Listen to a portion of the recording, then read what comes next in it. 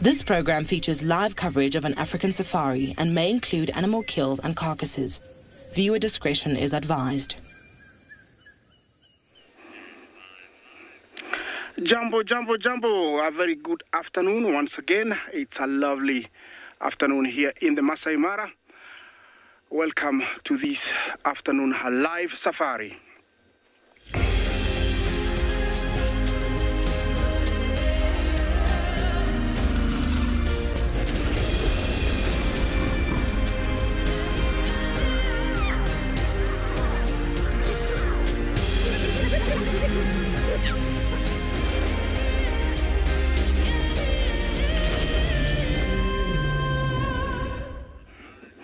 Jumbo, jumbo, and a lovely afternoon. Welcome to your own live safari. This afternoon, we are here in the Masai Mara, and the weather forecast is around 16 degrees centigrade. Remember to talk to us on hashtag WildEarth. Also, you can send in questions at FC. If you have your kids' question, you can also send them at kidsquestions@WildEarth TV. And my mission was to find elephants, and here I am. It's a beautiful big herd that is headed towards me. Jumbo everyone, my name is Isaac, and on camera is Bungay. Our mission is to look for elephants and maybe some lions later. This afternoon, the weather is so beautiful, I cannot ask for anything more. It is 28 degrees Celsius, but it seems like it will drop very fast because it's getting cloudy and there's a bit of wind, but I'm not complaining about that. I'm enjoying what's all around me, and that is the kind of scene nature has set for me to start this wonderful afternoon. Elephants, they are doing very well, and I'm loving it. These huge pachyderms were very threatened about 20 years ago, even 10, and even now in some places they are not very safe. The Mara Triangle has become a safe haven for these elephants, and we are seeing lots of babies. Not only that, we have new arrivals of huge males, some old cows that are coming in, which is wonderful, wonderful news. I'm going to let one of my other colleagues introduce himself or herself.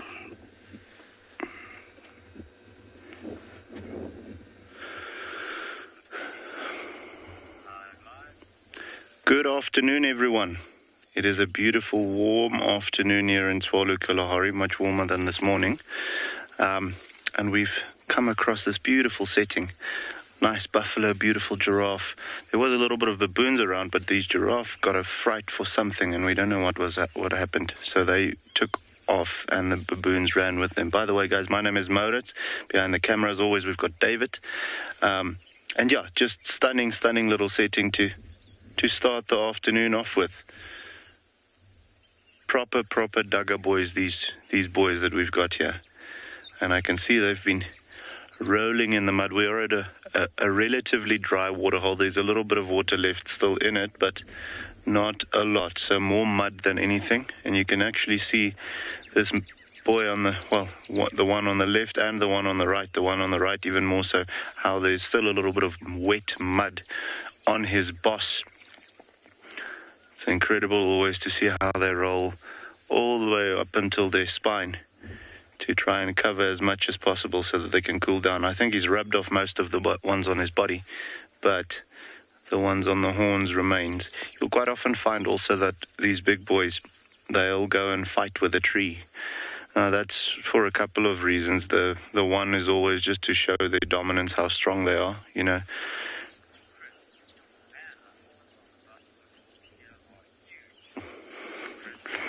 Chris, you're absolutely right. The horns on the buffalo bulls are huge. We've got some very good genetics in the park. So horn length and you know, those bosses are always spectacular, no matter which individual you come across. I mean, even that younger one, the second one from the right-hand side,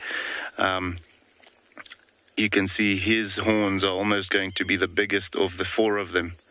And he's still a relatively young one. You can see the character on that boss is not quite there yet, you know, that rough look to it.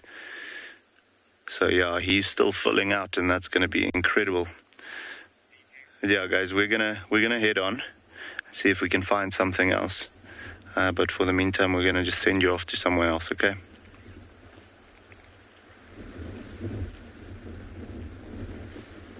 Good afternoon, everyone, and welcome to Djuma Private Game Reserve.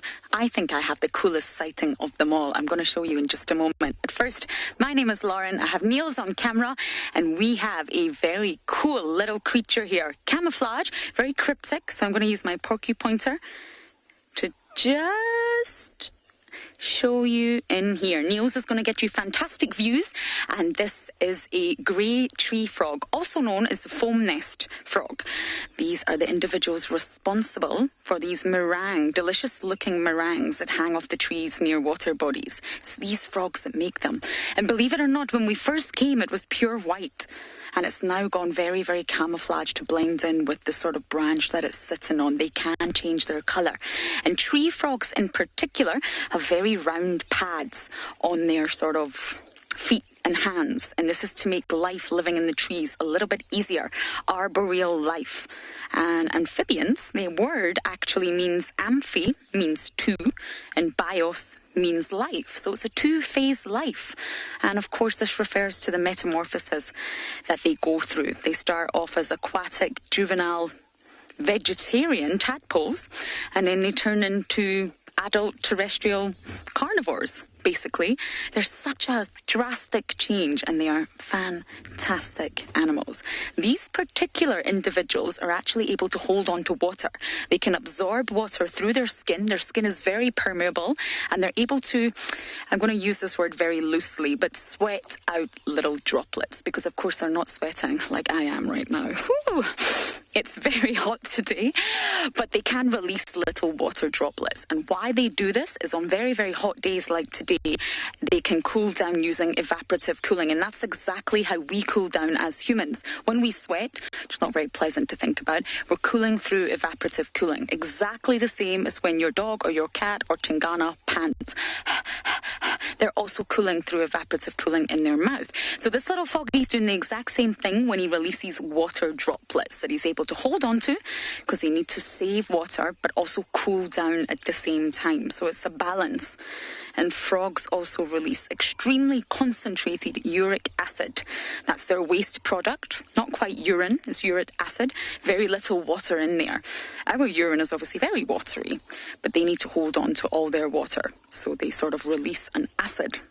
Isn't this just the coolest sighting to start the day? I don't quite know how we spotted it, but we did. Now, little froggy, I'm going to go and try and find a foam nest now for you all so we can connect the dots and actually show you what nest they produce, because it's absolutely fascinating. So we're going to leave this little froggy here and go look for a nest.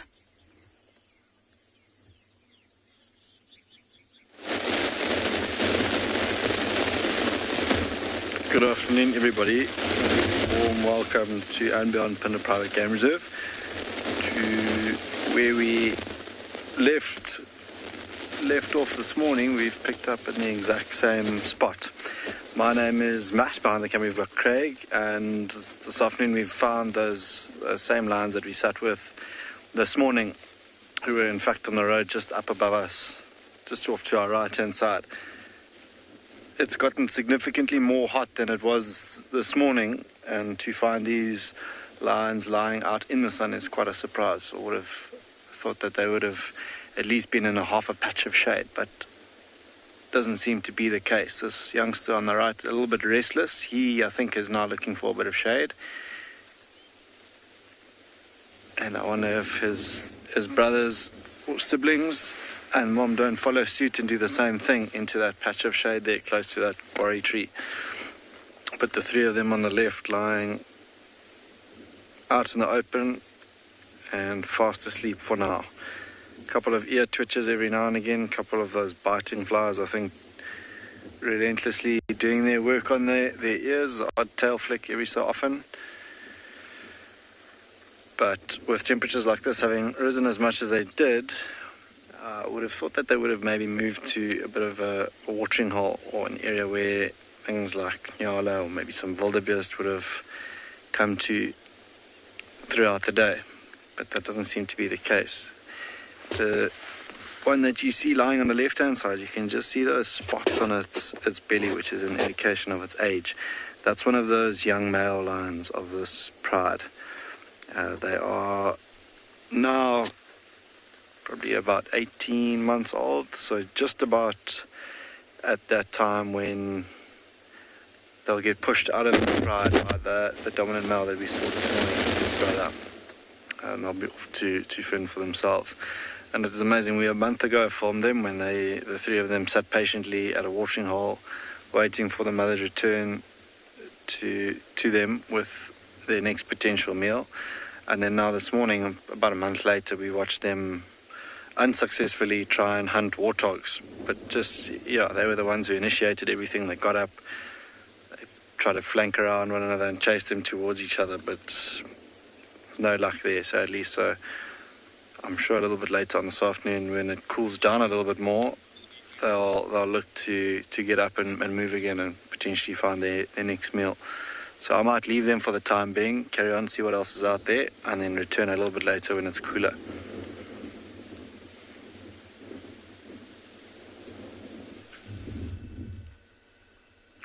Good afternoon, everyone, and a warm welcome to you in the Masai Mara here. We have a beautiful elephant family just walking out of the forest. My name is Tim, and behind camera we have Big James. Now this is that time of the day when elephants emerge from the forest area and slowly walk past the marshes and then towards the plains. You can see they just from a mud wallow, dusting off and throwing mud on their body. Very beautiful elephant family. So every day we see or witness this activity as they walk from the other side of the forest. And sometimes they also feed in these marshes here where the grass is soft as they head back towards the edge of the escarpment. You can see the little all covered in mud.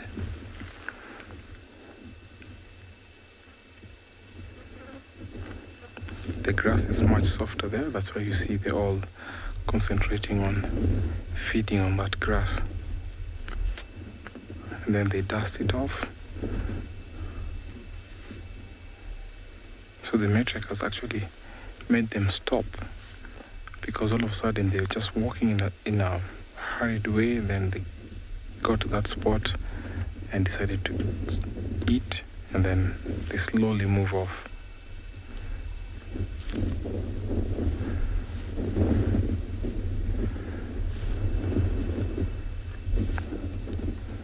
The gentle giant, look at just how they're walking, crossing the road, and the mother has to wait for the little calf to cross, and then they join them. Make sure that no calf is left behind. Just slowly following the calf.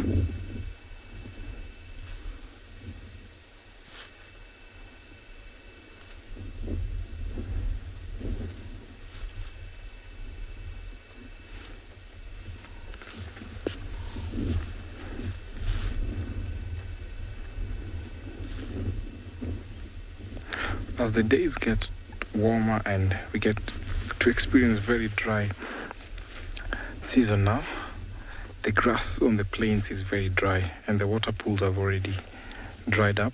So they always come to the marsh area and end up to the river and cross the Mara River to the other side of, we call Musiara Marsh. Very, very nice activity.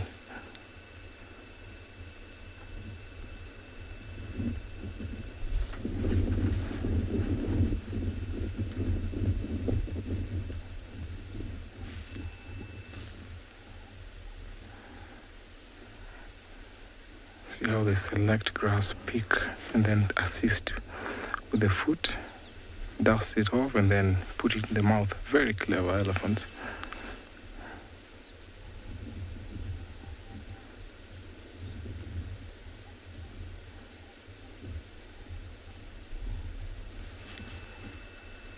So the youngsters learn from watching the adults how they feed, how they drink, how they plaster themselves with mud.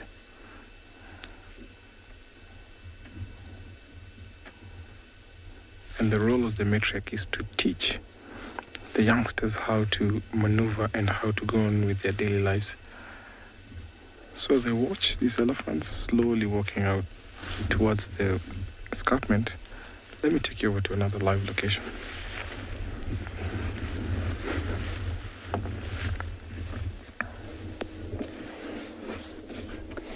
Good afternoon and welcome to andBeyond Ngala to all our viewers.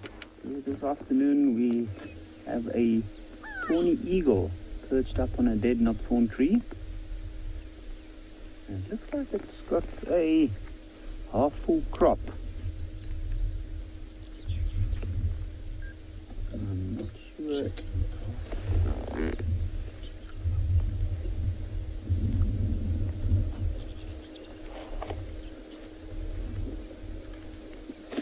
I'm not sure exactly what it's eaten. These birds often we find that they do scavenge quite a bit. And this is the perfect spot for it to be. Now, myself, I'm Yapi, and behind the camera we've got Owen. And this afternoon we're heading down to the southern parts of the reserve where we're going to be looking for lions. There was a pride of lions found this morning, and we're going to go see if they are still in that area. Now also, it's become quite humid here, and in the back, behind where that eagle is, you can see the sky is quite grey. Now that is what looks to me like a massive storm brewing there. And then just off to the right of this tawny eagle, there was a juvenile bataleo, which unfortunately now have flown off. Two interesting birds, especially to see them together. In this particular area, we often find that they are the two first birds near a carcass. And what's so interesting about that is I think that maybe they had the remains of something nearby. You can see that bird's perched up high. It's got a brilliant view of this area. This area is generally more open than the other areas we have on Ngala. This is a knobthorn veld. You can see the dead trees here. They're also knobthorns. It's been debarked by elephants a couple of years ago. And slowly but surely died off. And just have a look at that scene. Now I know nearby there used to be a nest. I think it will probably still be active, of a pair of tawny eagles, and they've been nesting here for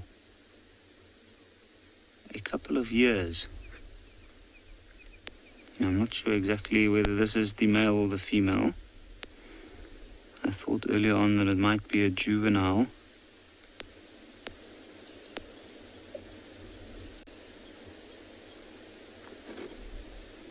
You can see the breeze is picking up. Trees are moving in the back. I thought I also saw a bird down below to the left, but I'm not too sure.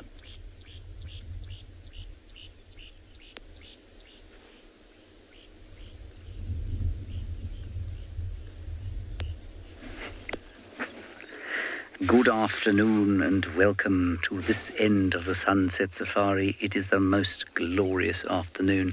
We are sitting beneath the rapidly darkening sky with Tingana, the male leopard, on the verge of his 14th birthday. My name is James Hendry. That is my cheesiest grin. And on camera today we have got the great, the wondrous, the quite woolly Morgan Mulholland.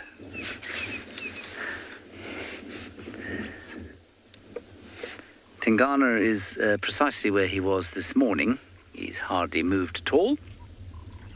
So we'll spend a bit of time with him and then perhaps move on. There were some lions found on Biffle's Hook, which is the reserve, the northern reserve that we're allowed to traverse these days. And I'm not sure if they're in signal range, but we might try them a little bit later depending on what Tingana does. I suspect he'll get up at some stage and go and have something to drink. It's been a hot day, and it's cooling down quite nicely now with the burgeoning storm off towards the southwest. And I was chatting yesterday about the wonderful atmosphere of this time of the year, and it's just so charged this afternoon.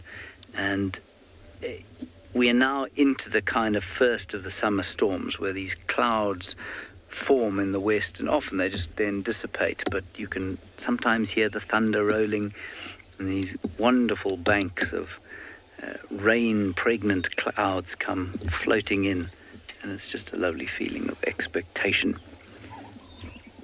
Anyway, that's what we're going to do over here. In the atmosphere as well, the gentle call of the rattling testicular, Cape turtle dove, and not much else. Then Tingana's reaching the potential lifespan of a male leopard. The record-aged male leopard in this area was a male leopard called the Campan male, who lived at Londolozi in his dotage until he was 15, when he disappeared. And Tingana is now nearly 14, and that's pretty old. He's done really well, and he's not only is he pretty old, he's in immaculate condition for a 14-year-old leopard. He's in really good nick for a 14-year-old male leopard. And, you know, what tends to happen with these chaps is that one day something switches in their bodies and they just start to lose condition. And it can happen over the course of a couple of weeks. They'll go from looking good to just looking bedraggled and old and skinny and weak, and eventually then they just disappear. I suspect that's normally because something kills them. But he doesn't look like that at all. He looks in very good nick. His neck is still big and thick. And so, although he definitely can't be as strong as an 8-year-old, his generally considered approach to life, I think, will stand him in good stead as he goes towards the end of his life. And he's obviously one of our most popular characters. He's certainly my favourite leopard. Just because he's old, and, you know, everybody roots for the old guy, and we hope that he's going to last a lot longer. And then a female, well, the unofficial record, I don't know how unofficial it is, but the research will tell you that the oldest female in the area was the 3-4 female from Londolozi, who was 18. But I don't know how true this is, but I don't know why it shouldn't be. 19 was the supposed age of Safari, and she was a leopardess who came from this area, and she was mother to Tandi, who you may have met, and she wasn't mother to Tandi, she was grandmother to Tandi, grandmother to Quarantine, the male leopard, grandmother to Hosanna, the male leopard, great-grandmother to Tlalamba, and the new young son of Tandi's grandmother to Kuchava. So, no, great-grandmother to Kuchava. It's all difficult to work out because these cats are all such similar ages. Anyway, so Safari was apparently 19 years old.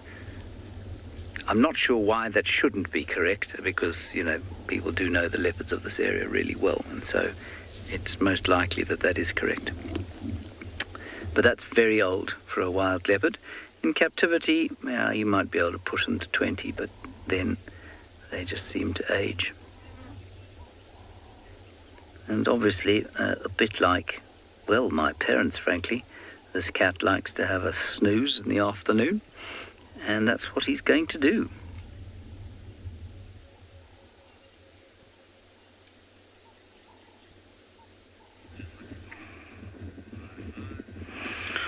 Well, from a leopard to another sporty one, the Masai Giraffe, also known as the Kilimanjaro giraffe.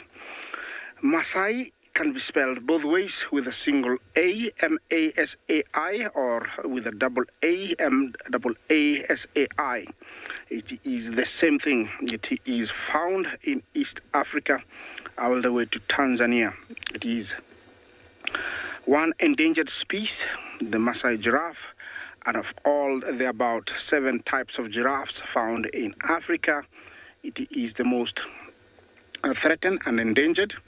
Population of this beautiful tall one, the giraffe, stands at around 35,000 only, so they are very endangered. This bull has been standing there for over 45 minutes, and he seems to enjoy this spot because it is wide open and he can see far and wide, so it's easy for him to be relaxed the way he is. He looks quite old to me. The head, does get quite pale and also wrinkly as the edge. Yeah, did you see that freaky tongue? Yeah, cleaning the nose. Bending down, what do you want from the ground? And each.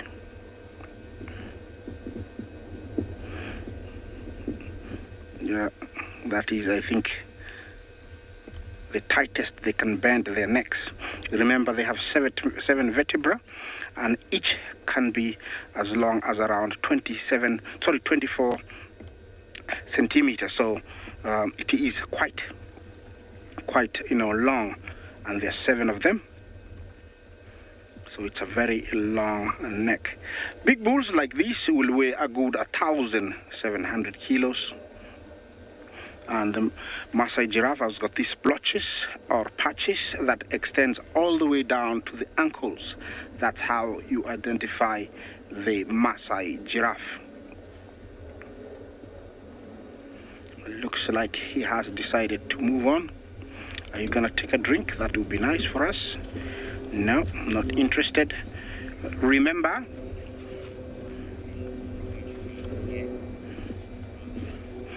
Rosaline, how old do giraffes get?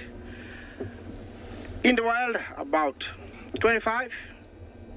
In captivity, I would assume being looked after and be having an easy life where they're protected from all the stress, like hyenas, lions, and leopards, and also food available in different varieties. I would say they would live longer, up to maybe 30 years. But here in captivity, situation and survival is very tough, and so they live for about 25 years. These huge and tall animals can defend themselves by kicking, and they have a very, very strong kick, able to kill a lion or even break its jaw.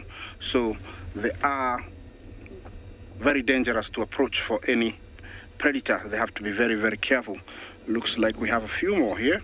Interesting, I didn't see them come. But this is a very beautiful area where they love because there is water and plenty of browse. Remember, they don't necessarily have to drink, but when there is water, they will take advantage of it. One thing about them drinking, it makes them very vulnerable. Bending down, it's not an easy task because they have to splay their necks because they have a very long neck and it can't reach down. They're too tall at the top, but to reach down, they're very short. So it is very, very dangerous, and it has been said that they can go for up to 7 years without having a drink. They get all the moisture from leaves that they eat, and also little shrubbies. They will get moisture from that, and they fully utilize that so that they can go for a very long time without drinking.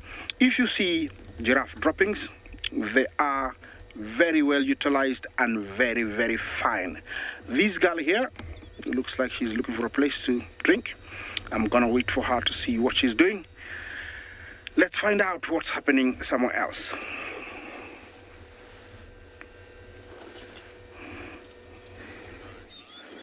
This epic level sighting is going to make some of you smile. James Richard, I hope you're smiling. This is butterfly number 1 of my seasonal list. I'm starting from scratch again, and I'm pretty sure we have the African common white here. Please correct me if I'm wrong. I'm a little bit rusty. But I collect a list of all the butterfly species that I see each summer. And here we go. This is number 1. You can see it's clinging on with its 6 legs, probably enjoying the breeze. There's a really gentle breeze coming through, which is rather delightful considering the heat. Now, butterflies, they like to juice. They live on an all-liquid diet, just like juicing. I tried that 2 weeks ago and failed miserably after one day I was starving. But they don't necessarily really eat, if you like, because they have a proboscis, which is a long appendage that they curl up, and they're able to uncurl and suck up liquid, just like a straw, really. So they will, of course, suck up nectar. But don't be fooled.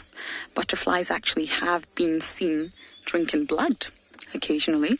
And this must be to get some sort of mineral or some sort of maybe even amino acid that it's requiring. But butterflies have been known to drink blood out carcasses. And you will also find them in puddles sometimes, drinking up water. So they can't chew. They don't really have mouth parts like mandibles or sort of any jaws that other insects have. They're literally using their proboscis. And sometimes you can see it. I can't quite see it on this individual, from my monitor at least, but it just sits under the chin, if you like. And it's a tubular structure that they actually have to assemble it themselves. Once they sort of emerge from the chrysalis, they don't fly straight away. Their muscles are not ready, they're not warm enough, they haven't stretched open their wings. They have to wait a little while before they can fly. And they also have to assemble their own mouth parts. That's rather unfortunate. Imagine we had to assemble our own mouth parts. Anyway, the mouth parts is in 2 pieces, 2 separate pieces, and they've got to sort of merge them together to create the proboscis. So it's 2 separate tubes. When they first emerge, they create the proboscis, and then they can start drinking. Oh, aren't they stunning? Fascinating creatures. I can't wait to get back into butterflies this season. Although they do have a dark side. We shall come to that a little bit later. But nectar is mainly sugar, fructose. Natural sugars, and they really can't survive on that alone, and that's why you will find them at muddy puddles. They need minerals. They can't survive on sugar alone. They've got to supplement. They need minerals and salt. Look at it clinging on. So what they're actually after in blood, I don't quite know. But it's quite a common sight to see them drinking up blood. And they do say that males tend to drink in mud puddles. They call this puddling. I love that word, puddling. Puddling. You tend to find more male butterflies than females because they require more minerals because they incorporate into their sperm than the females do. And when the male mates with the females, he actually transfers the minerals to her during mating. And this helps her improve the viability of her eggs. Oh, well, bye, butterfly. That was a short, brief, but wonderful sighting. We had a dragonfly this morning and a butterfly this afternoon. It's all very exciting. So I'm going to head west now because there's a fresh drag mark by an unknown murderer, and we're going to go and find out who it is.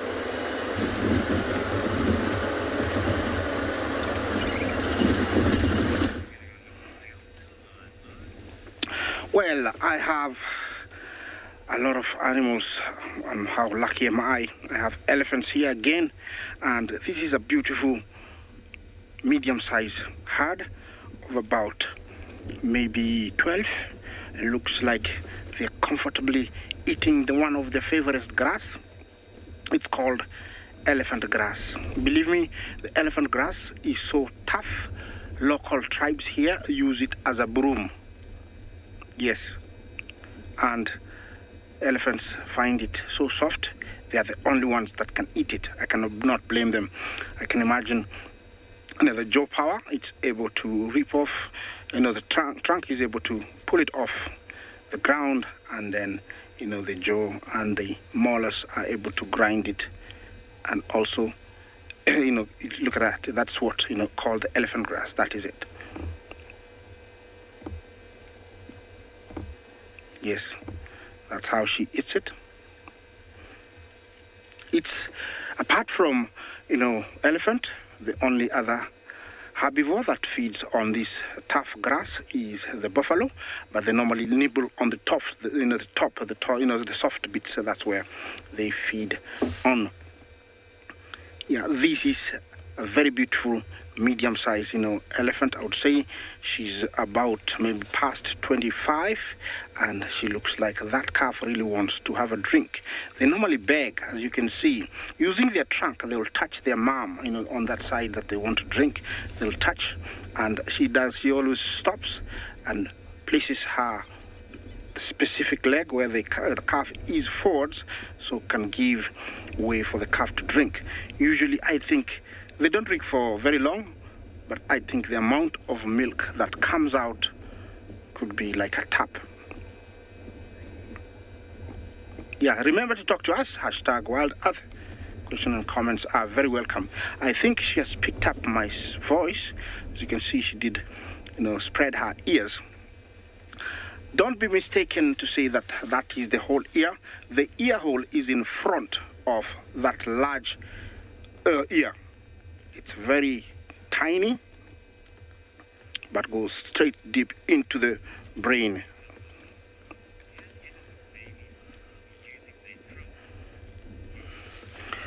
Cucumber.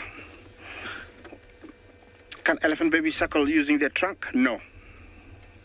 The trunk comes in other uses, like water, drinking water. They will suck using the trunk and then feed the mouth. The reason is, it's too far down, too far up, so they have to use the trunk. Also, they use it for other purposes, like digging for, ripping off grass and reeds and creepers. So they cannot. Cucumber, they cannot drink with the trunk. But believe me, that is a very useful tool. Without one, an elephant would not make it. It is so sophisticated. It's got so many muscles. It is believed that it's got more than 60,000 muscles, and it's able to pick up a peanut. At the tip, looks like it's got 2 fingers. And those fingers are the ones that pick up everything. That calf is really looking forward to drinking. You can tell it's been, having a drink. It has gone around to the other teat, and mom has given a chance to drink.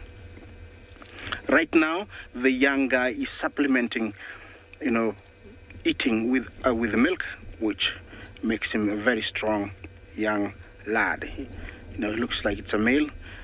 It's hard enough. Mom is still waiting for it to go for more, but I think it's hard enough. Okay, you don't want any more?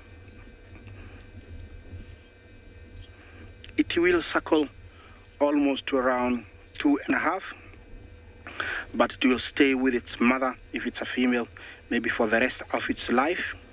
If it's a male, it will start associating with bulls at the age of around 10 to 15, where it will split. Normally the behavior is seen where they split off from the breeding herd and start dragging behind, and then eventually they mix with a bachelor group. Yeah, looks like mom has decided to rest her trunk on the tusks and take a little bit of a power nap. Okay, it's time to move on. Yeah, their gestation is very long. After it weans the young one at around 2.5, 3, it will come into season, where it sends low frequencies, low vocalizations, far and wide, up to around 5 kilometers, where males pick up and they will head towards her. She will mate, and when the young one is about 5, she will give birth once again. In their lifetime, they can give birth up to around 12 young ones. Yeah, the young one is really showing some love to mommy, scratching the inside of the ear. Look at that. Cool. Well, I'll let you enjoy this beautiful scene here as we take you to another live location.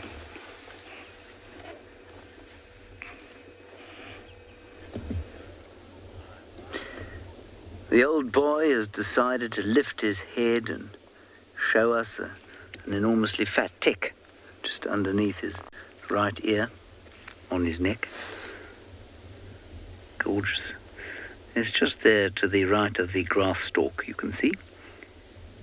Big, blistery, fat tick. He's been lying flat completely since last you saw him.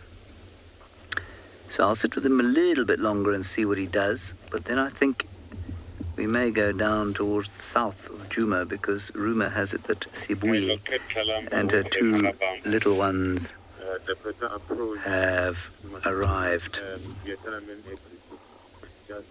And as I say that, Fanoti has just called in that he's found Tlalamba on a kill, which is most impressive.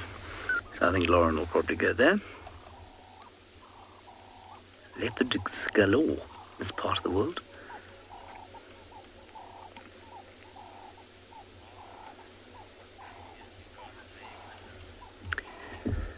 Margot, you'll find that Tingana is unlikely to lay at all. This is something normally that birds do. He is lying, however, underneath a... Sorry, that's incredibly patronizing and cynical. I do apologize. I know that in the States we use the term laying interchangeably with lying. Anyway, he's lying underneath a combretum. It looks like a combretum apiculatum, which is the most common tree we get here. I say that, but the leaves are quite big, but because they're new leaves, they often are quite big. I think it's a combretum apiculatum or red bush willow. I remember I used to use the 2 words interchangeably until a viewer got hold of me and said,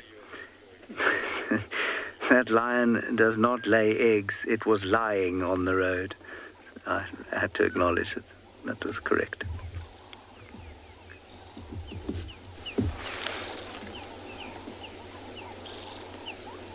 I must say, he's very comfortable.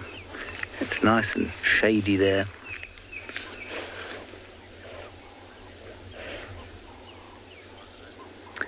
Rosalind, it really depends on the leopard. He's got quite a big dewlap, this chap. I mean, I don't know what you mean by how big, as in how much skin. I don't know. I mean, his hangs about 6 inches below his throat, I suppose.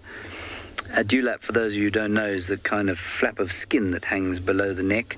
There are a couple of people that you might know that have dewlaps, but leopards and eland, for example, don't get dewlaps because they're overweight. They get them, we think male leopards get them either to signify some kind of dominance or to protect their necks, the vital parts of their necks, should they get into a scrap with another leopard.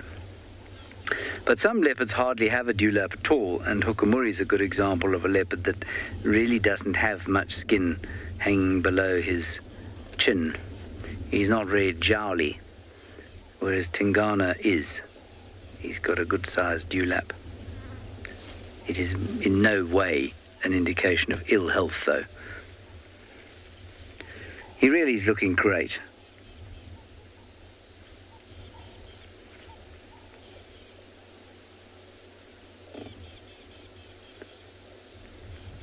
It's such a nice, quiet, peaceful afternoon here.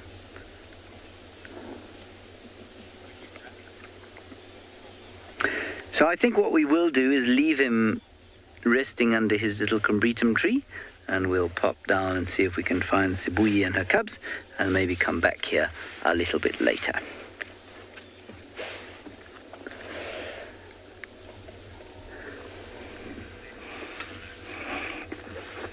Well, always nice to see leopard, but back to my elephant.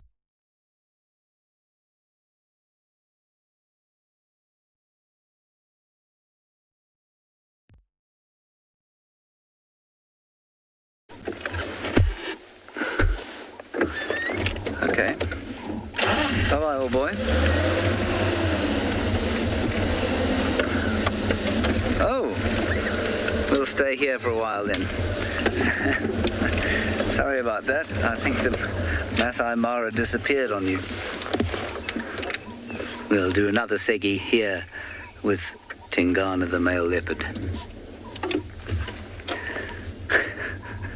That was a very sudden return to Tingana. There's probably a storm brewing over in East Africa. Also a lovely time of the year there, just as the migration sort of, I wouldn't say dies off, but as it heads south. It's almost like that wonderful landscape breathes a sigh of relief in the same way that a holiday town breathes a sigh of relief when the tourists all leave, although it misses them and welcomes them back. It's a bit of a rest time afterwards. Maybe nobody else gets that feeling. It might just be me. It might just be that I'm a bit weird.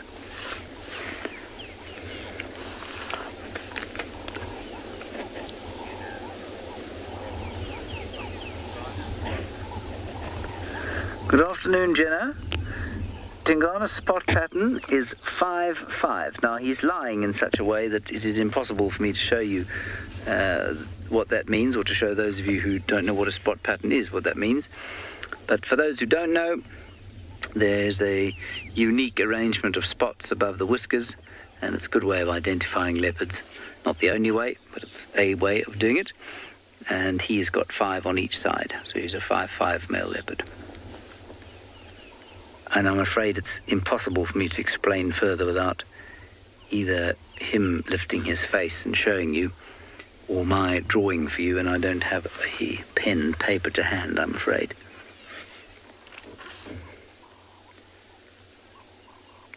But if you wanted to recognize him, I mean, his face is so distinctive now. It's got that old gnarled look. He's got a mangled left, or the top of his left ear is a bit mangled. Another good way of identifying leopards is the necklace, sort of under the throat.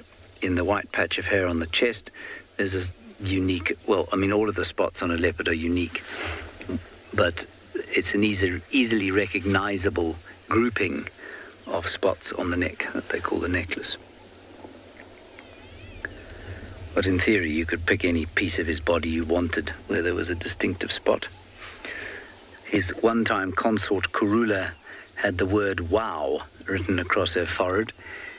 It was quite astounding. I couldn't see it until somebody took a picture and then drew it for me, and then it was obvious.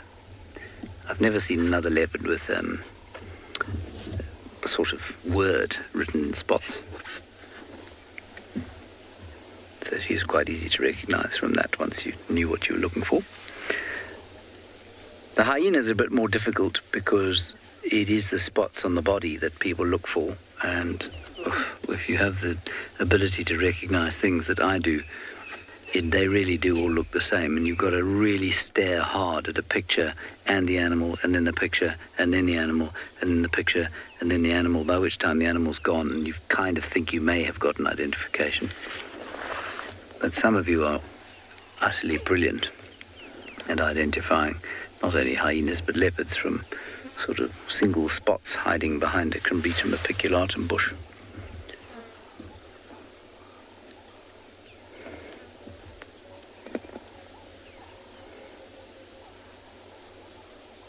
The lovely sounds that you can hear maybe are that of the grasshoppers and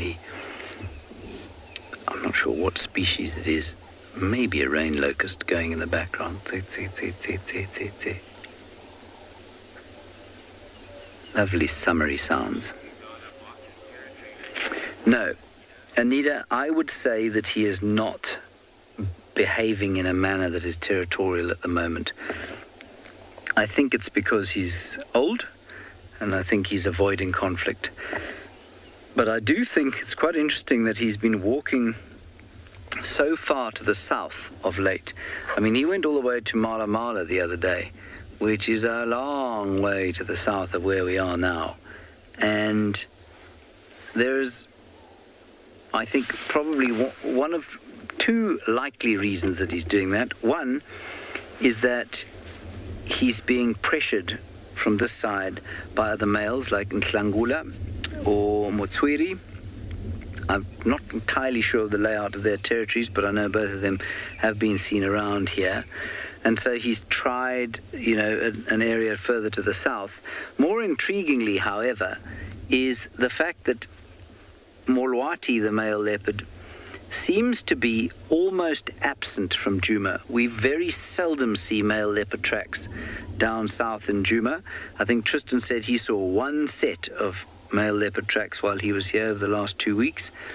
And I am beginning to wonder whether Molwati, who is terrified of vehicles, hasn't decided to hell with this and gone off to find somewhere else to live because of the vehicle concentrations around Djuma, Little Gowrie, Chitwa. And, with the increase in vehicles post our lockdown, I wonder if he hasn't just found himself another niche somewhere. I know that he has been seen on Mala Mala. This is Molwati. And so it's possible that he's moved south, and so Tingana has expanded his home range. I mean, I hesitate to use the word territory now because of the absence of Molwati there. And, I think that if he could detect no other male leopard presence, I suspect he'd start to mark again and maybe even call. But, he's not doing that now. Not that I've seen. I watched him just before I went home about 2.5 weeks ago. We had a nice sighting of him one evening, followed him for a long time, and he didn't spray once. And it was after some rain, and you'd expect that a territorial animal would have made an attempt to mark some territory then, but he didn't. So I don't think that he's being particularly territorial, no. All right, we're going to try again now. Here we go.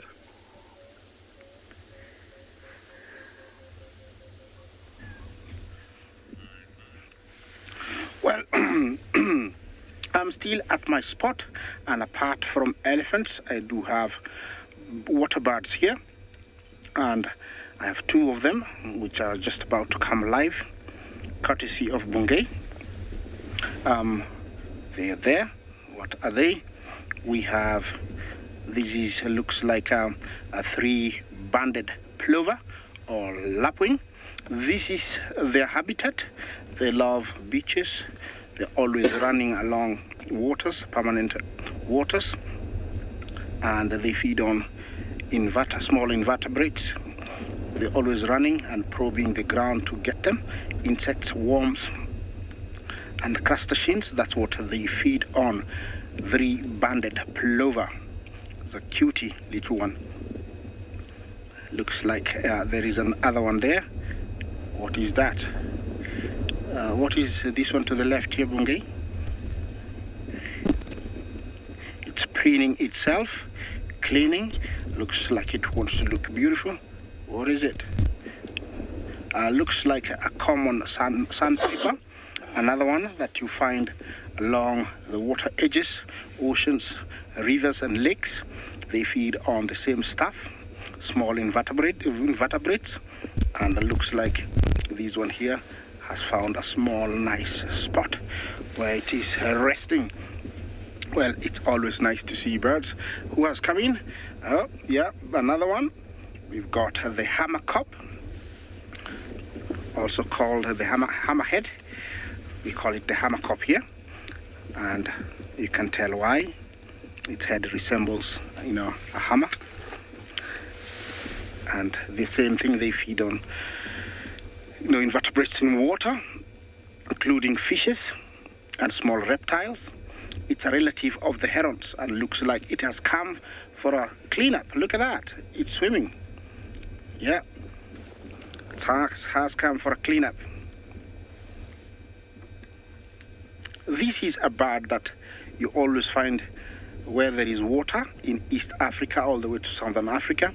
And for its size, it's one bird that still, amazes me because of its nest. It builds a massive nest. It can be almost, a meter and a half, 4 feet square. And it is so big.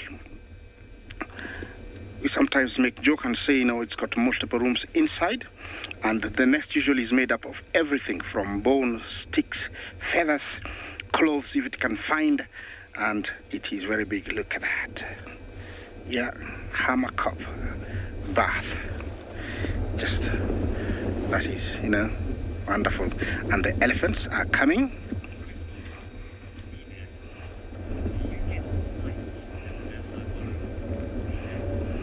Phinda Jumbo. We do get snipes. They are migratory, and we get them from August all the way to April. We have the painted snipe. It's the one that we find here. It's the only one. It's an amazing bird to see, very secretive, and has got a very long beak. Phinda. Well, my elephants, I think, have done what I thought they were going to do. They've come for a drink. I'm hoping that they're gonna get closer. Remember, these huge animals have to drink every day. Their system dictates so. And a fully grown elephant will drink a good 200 liters of water. They need that. Everything they eat takes about 4 days to go through the tummy. So it's utilized the way it's supposed to.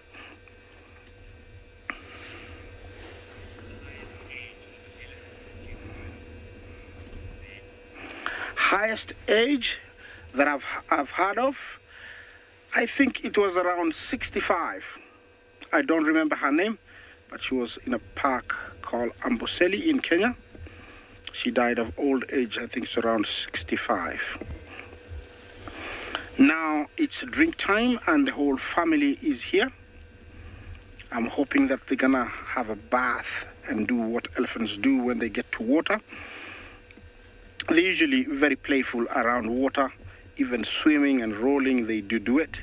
But I don't know what they're going to do with my little water that nature has provided here. Look at that. Remember, this is live. It's coming from Masai Mara, the Mara Triangle. This is a good size breeding herd, and they are enjoying the afternoon, and it's time for a drink. This is very good water. Actually, I could drink it myself. And there we go, drink time. This is where the trunk comes in very handy. The grounds here are very sandy because they come up from the hills. The Olololo Syria escarpment brings all the sand, and so it has been sieved and naturally cleaned, and so it's very clean water. That's a beautiful scene we have here. Hope you're enjoying it.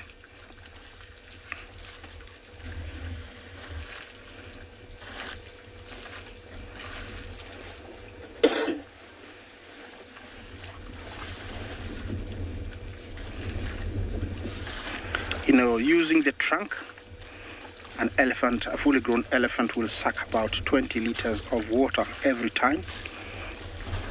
So it needs to do that about 20 times to fill up the 200 liters.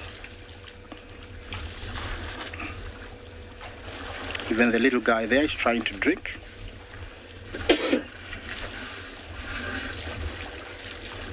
I'll just go quiet so you can hear the sounds.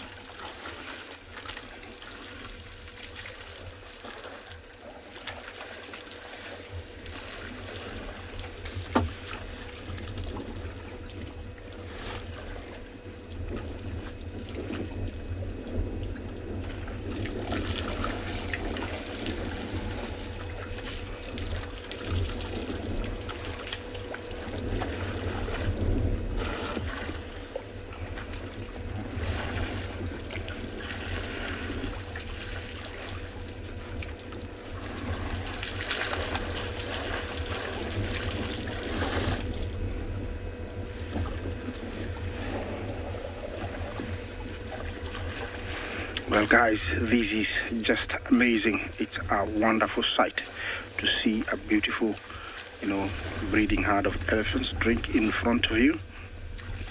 You always see one or two, but it is, so beautiful to see them, right in front of you, having, the drink and being so quiet. Hence, they're so big. Yeah, I don't know if they're gonna come closer towards us, but I think I'm just loving what, they're doing. Over here, the matriarch, she's off to the right. We might not be able to share her with you. I think that's her over there. And I don't know if she's gonna tell them to come across me and head towards her. I don't know.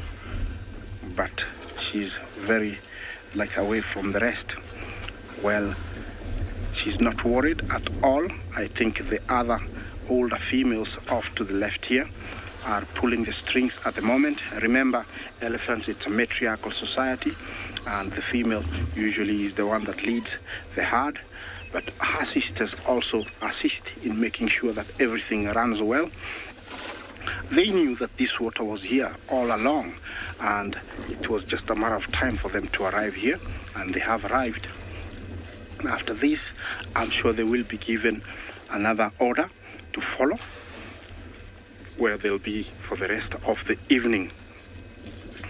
They're always constantly on the move because, can you imagine these guys here? They would go eat a good maybe 4 tons of food every day. Being about 10 elephants, each 250 kilos, they can eat a good maybe 4 or 5 tons of food every day. That is a lot. So if they stayed in one spot, they would actually overgraze the area and even raise havoc by breaking all the trees. So moving is very essential. Well, I'm gonna stick here a little bit more. Let's take you to another live location.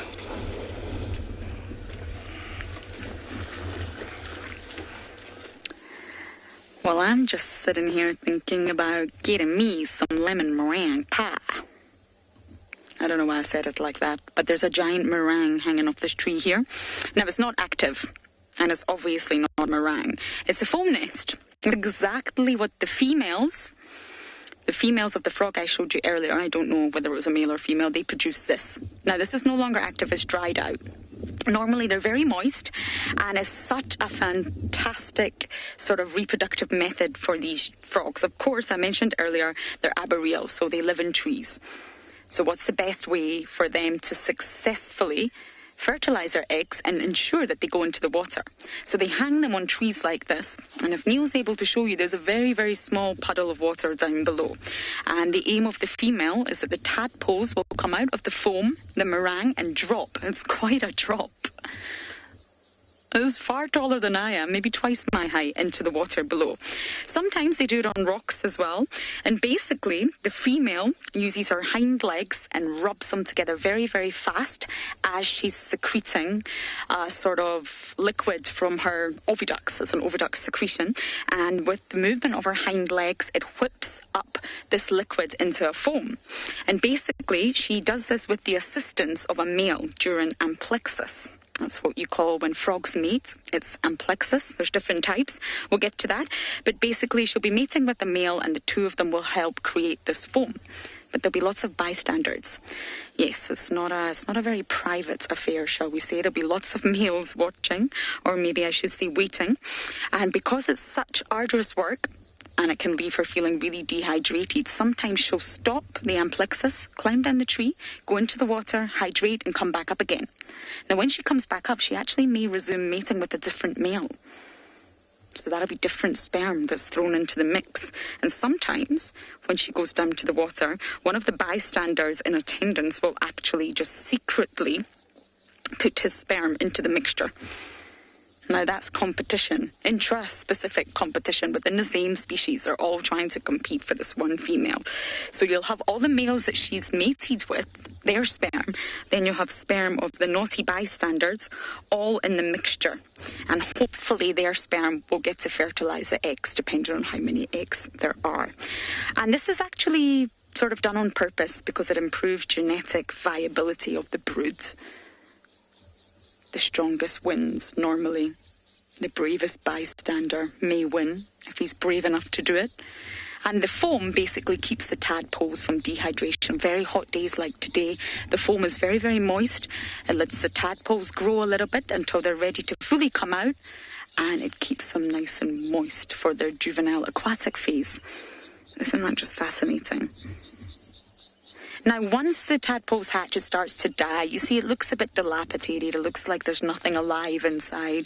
It's not so pure white. It doesn't look moist there. It does look like a hard, dry meringue. You can tell that there's no tadpoles inside. They've already emerged.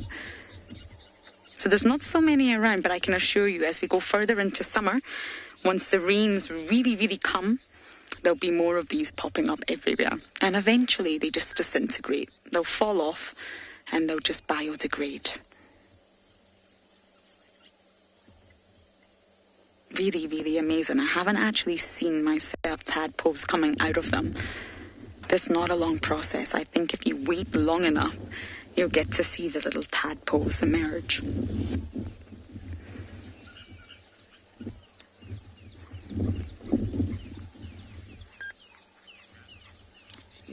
So I believe Miss Kalamba is somewhere in the area, so I'm going to head back to near our camp and see if we can try and find her.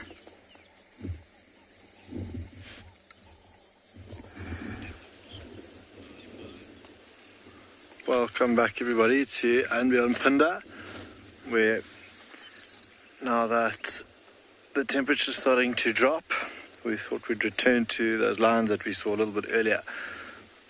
But that temperature hasn't quite dropped enough for them to move just yet. We shifted around to the other side and we found that big male lion that we saw earlier. He tucked himself away in the shade of this quarry tree, and one of the younger males that we saw earlier joined him, and they both have been fighting flies for the past 5-10 minutes. You can see those ears twitching, and a short while ago, and I'm hoping that it happens again, it got so much that they actually woke up, sat up and started trying to bite those flies to get rid of the problem. It was actually quite amusing to watch, just to witness that frustration, which I'm sure you can all feel for. I mean, we've all been in that situation before, where we're trying to fight flies that are persistent as ever, with just no luck. And these two also, I think, fighting the same battle this afternoon. And that's why in places, and every so often we see that here, or that behavior here, where they'll actually climb trees, they'll climb marula trees out in this area particularly to get away from those flies. That can be ever so irritating. But a little bit of a breeze blowing, you can see the movement in the grass in your picture. A little bit of a breeze, there's some clouds that are obscuring the sun, or the heat of the sun this afternoon for now, which is quite a welcome relief for us. There you see that male lion now twitching as much as he is, getting really, really irritated with those flies. But maybe only later will we see a little bit more movement from these lions. There's a Birchel's cuckoo calling behind us.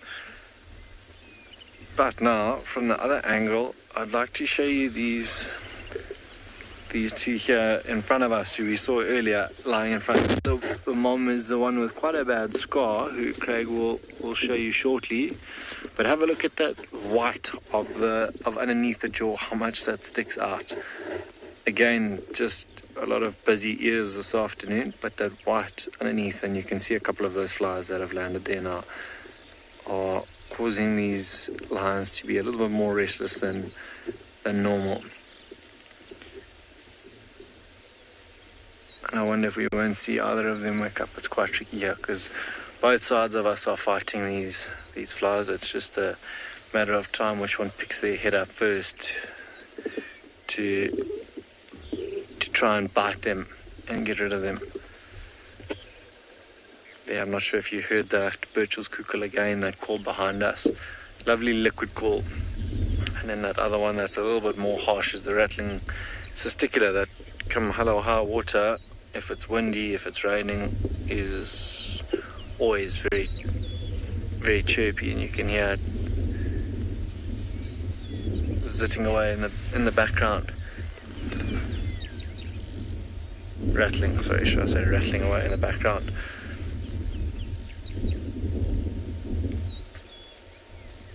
There's a rufous Snipe lark calling now as well, that is an unmistakable call of the bush.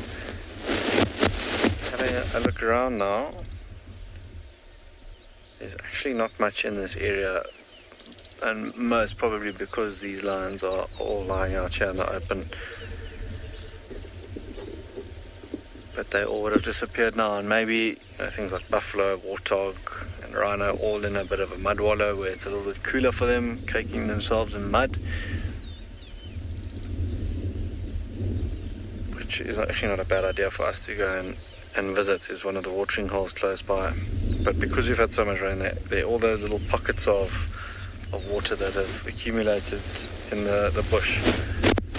So I'm sure there's spots in a little bit more shade now that are not out in the open where they will go rest. Have a look at the size of that paw now. It's resting. It looks like that lion is going to wake up with a bit of a stiff neck the way it's lying. There's a third. That's just now entered into picture, and it's the one that's lying closest to us that had that quite a bad gash below its left eye that we saw earlier on today.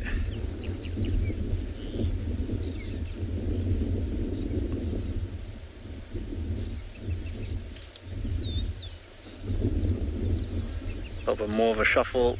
You saw that one closest to us now open its eye and then go back to sleep again.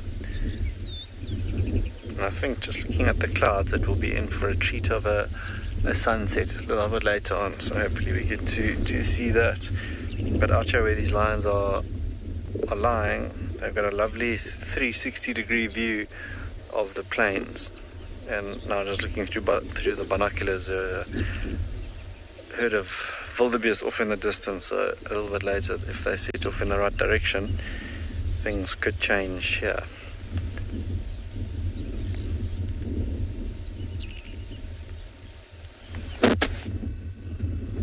Welcome back to the Masai Mara. We have two lions sleeping here, and this looks like a mating couple.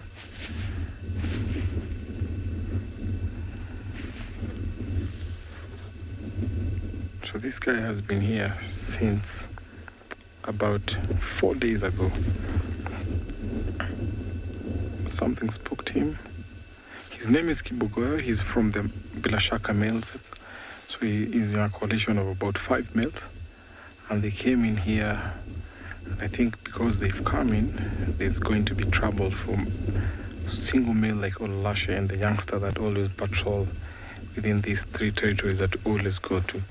So this lioness might be from the River Pride, and we saw them mating this morning.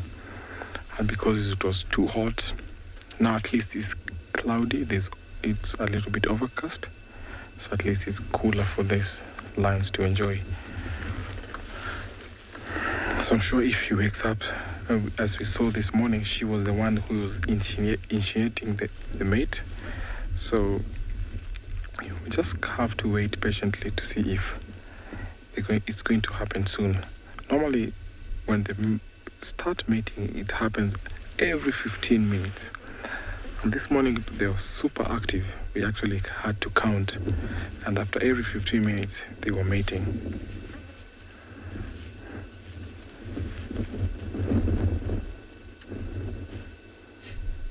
It's always a routine that these lions perform every afternoon or during the day. They end up sleeping, finding a good spot where there's shade and get to rest.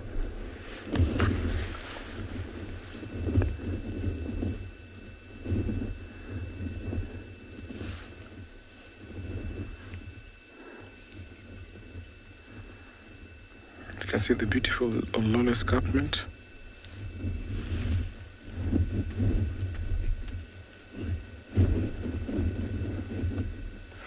Thank you so much for your question. The life expectancy of a lion in the wild, they reckon, is about 12 to 14 years, but we've seen lions going over 14 years. So I'd say lions can go up to about 22, and the lionesses especially. But males sometimes, because of how they fight, how they're ousted out in collision. So I would say male lions can go up to about 16, depending on the collision. But lionesses live longer than male out here in the wild.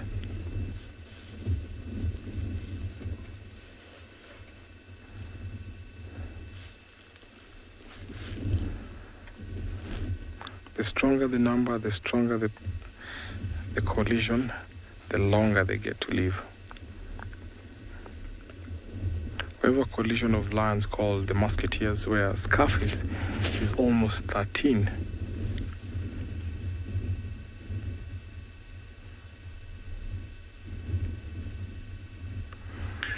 Dear watcher, yes, this lioness will actually feel it when she's conceived, and that probably happens maybe after 4 or 5 days. So the reason why they mate multiple times is because during that time it induces ovulation. So they don't ovulate as soon as they mate. So during that time, continual mating, that will induce ovulation. So eventually, towards the end of the mating, that is when they ovulate, and that's when she will feel conceived and then separate.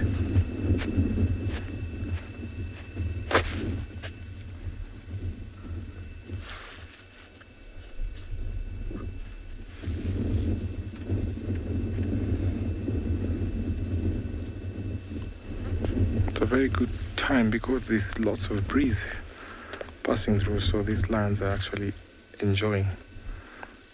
Before that, it was so hot because the cloud was not present.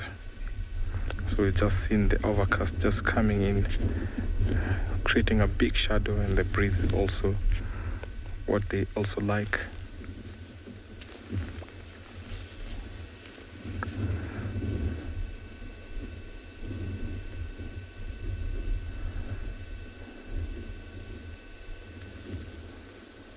If you're not for this male, then Olalashe would have come to this territory, because I saw him walking through the Lolo Pride area, the Owino Pride, and the Mugoro. So this area is always inhabited by the Mugoro lionesses.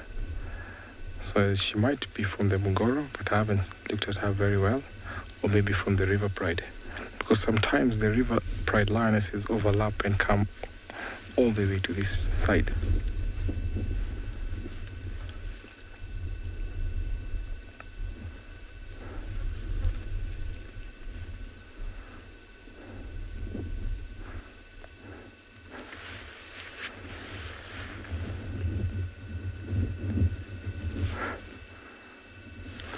Butterfly, thank you so much for your question. Morning sickness is only witnessed in humans.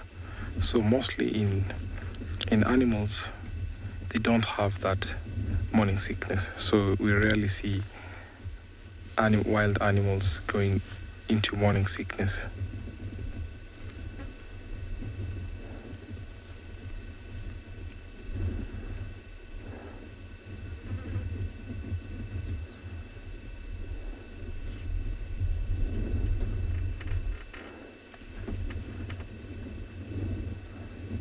During the mating time, you find lionesses will split from the pride. They walk out of the pride and isolate themselves to go and mate. And after they conceive, they will always go back and join the pride. So after about a period of about 3 months, 3.5 months, they again split up, separate themselves, pick a very suitable spot where they go and give birth. And then they'll stay isolated for about 6 to 7 weeks. And after that is when they introduce the cubs to the rest of the pride members. So only twice during this time that they separate or split up from the pride is when they're mating and when they have cubs.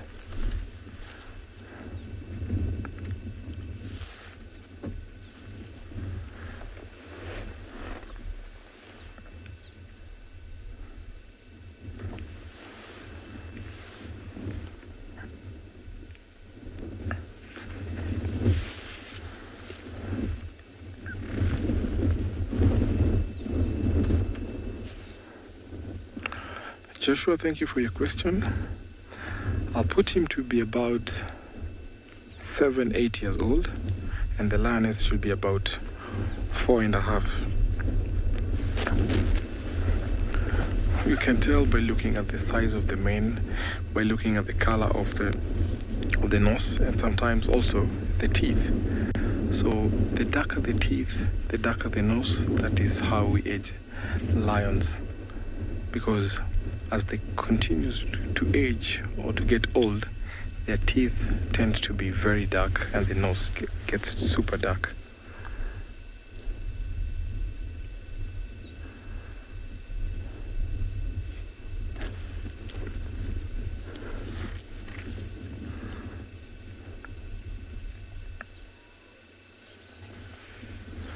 Since these two are just sleeping and enjoying, we're going to take you over to another live location.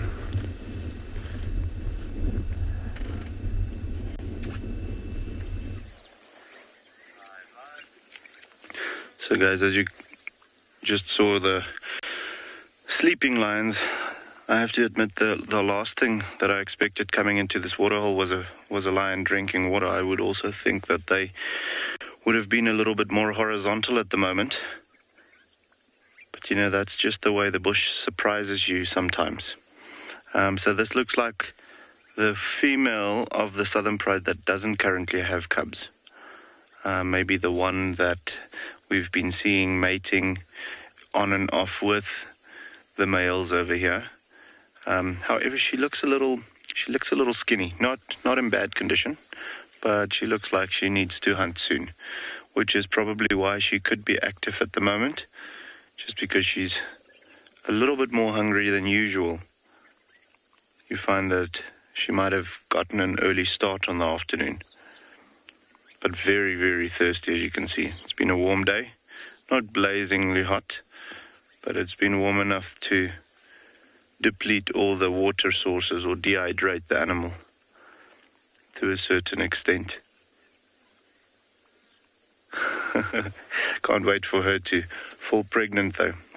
If we have all three of the southern pride females having babies, that would be incredible. And it might have happened already, but very early stages. Last time we saw her mating with the males was maybe a month ago. So we'll see. Yo, she's thirsty. And yeah, as soon as she gets up and starts moving, because I don't think...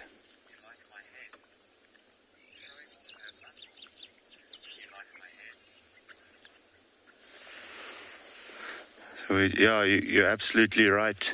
You like my head. She is, you know, when they're in that crouching position, you get to see all of the shoulder muscles and, you know, the back muscles popping up like that. So absolutely. But yeah, guys, when she gets up, maybe we'll get a nice surprise. Maybe she leads us back to other members of the pride, or I don't think cubs, but it's possible that if she is with the other females and the cubs are with them, that we might get to see them as well.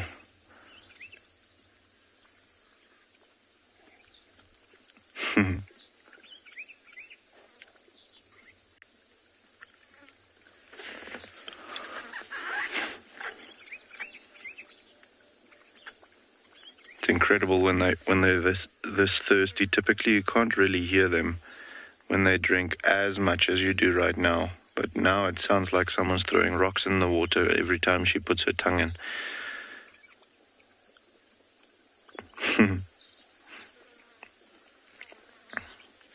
could have also been a case of her being active until now. You know, maybe she was busy stalking some animals, and, you know, when it comes to patience, you'll find that they can sometimes lie in the same spot waiting for those animals to come closer or to come or get into the right position for them to charge for sometimes, if needed, up to 3 hours. So possibly started stalking them late morning and then just took too long. And with her being out in the open then like that, it could be why she's so thirsty at the moment.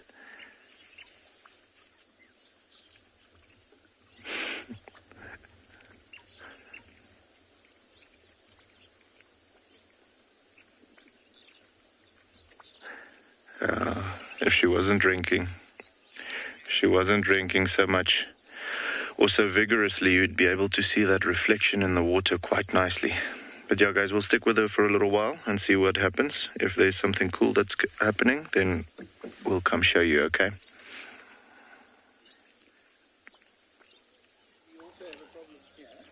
The murderer that I was referring to earlier has been identified as Miss Princess Kalamba, responsible for the drag mark that was called in. I don't quite know where the carcass is. The story, I believe, is that she left it. Now, she does not look remotely comfortable.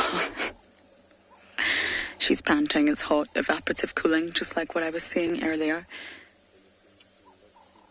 But I don't quite know where that carcass is. I will find out.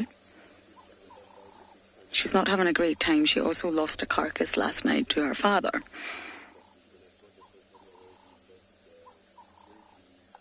I think she always expects it, to be honest. Daddy's going to come and take. How can that be comfortable, Kalamba?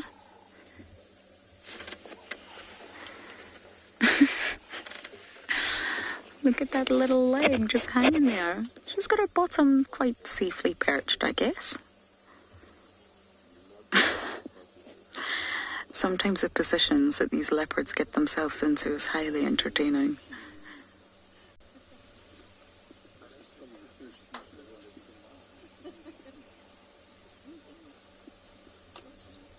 This is her birthday month. Kalamba was born in November.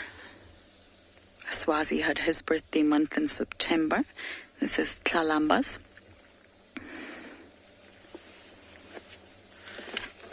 And I believe she's going to be 3. She was born in 2017.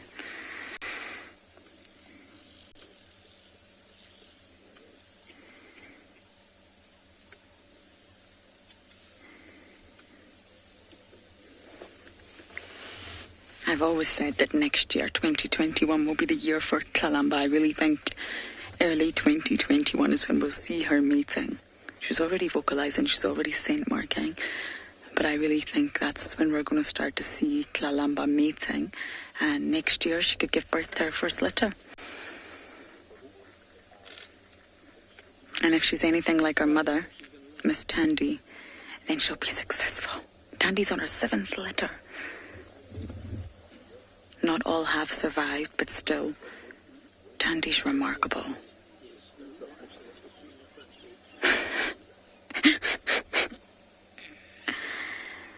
Kalamba, I mean, I do feel you could have done a little bit better job of this. I wonder if something chased her.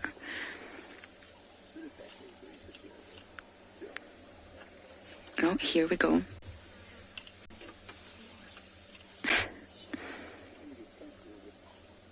Look at that bulging tummy. She must have eaten some of it.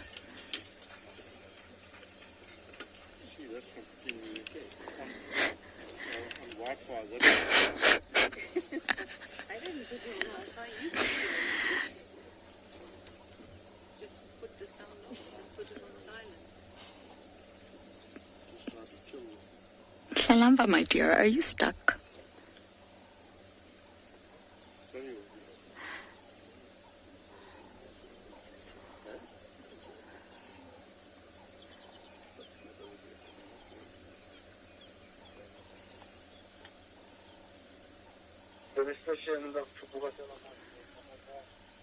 She's definitely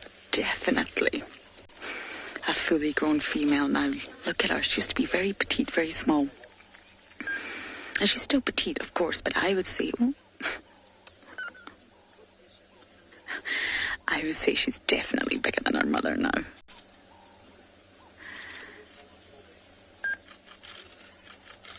Hello, beautiful.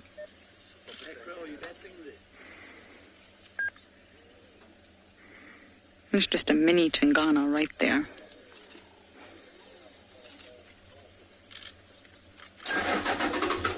Tingana's our father, confirmed by DNA. And I don't think you really need DNA.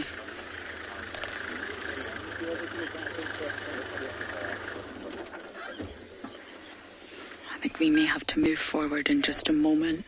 There's other vehicles also trying to get... Aubrey, can you see? I'll go forward in 1 minute. I'll go forward in 1 minute.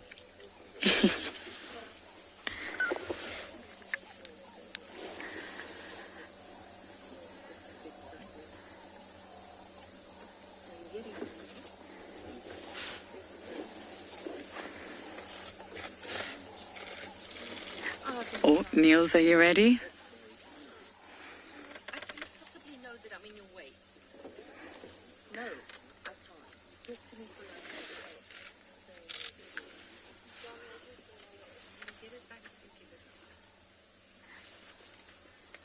I wonder if she's going to go back to the carcass. I don't quite know where it is.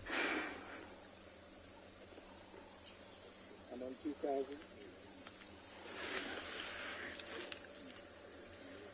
What's this?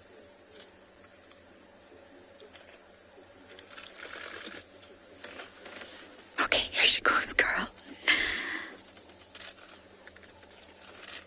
Now, this is a very, very thick block, everyone. So if she does decide to keep strolling, this is not going to be easy for us. And unfortunately, we cannot move right now. We have a vehicle behind us, so we're a little bit stuck in. But hopefully she doesn't make it too difficult for us and we're going to be able to follow her. And I wonder if she will go back to that carcass. Yeah, we're really blocked in right now, but hopefully we can keep up with our princess.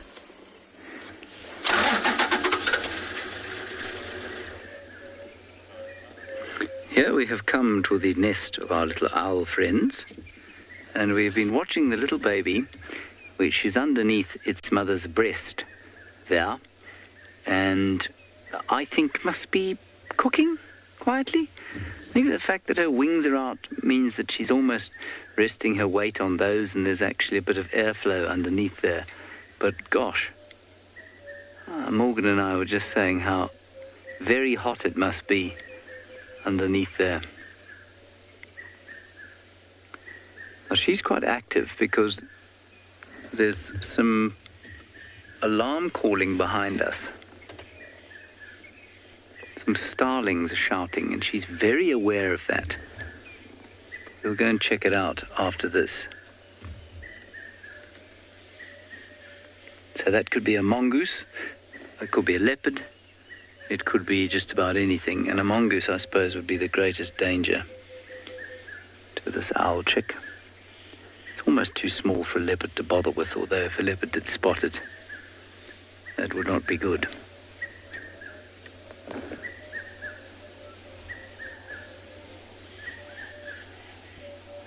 She's hyper aware right now.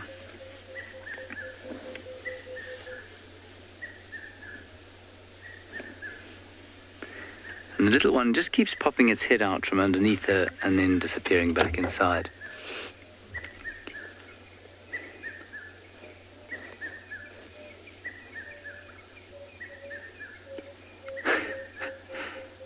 She must be taking some of her weight on those wings, because otherwise I guess the little thing would be crushed. It's so minute in comparison with her.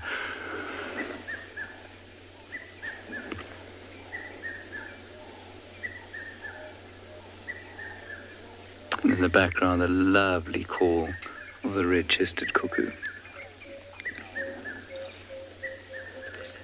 Leonard, I really couldn't tell you how old this owl is. I know that it's older than 2, but further than that I couldn't tell you. You can't tell otherwise. They look exactly the same until the day they pop their clogs. So the adult plumage, I think they've got after about 4 or 5 months. And then they just look the same. So it's not possible to tell. And they reach their full size around a year.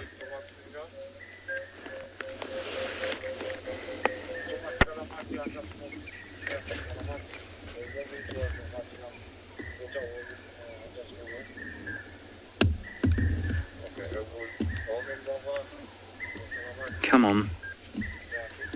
Stick out your head out.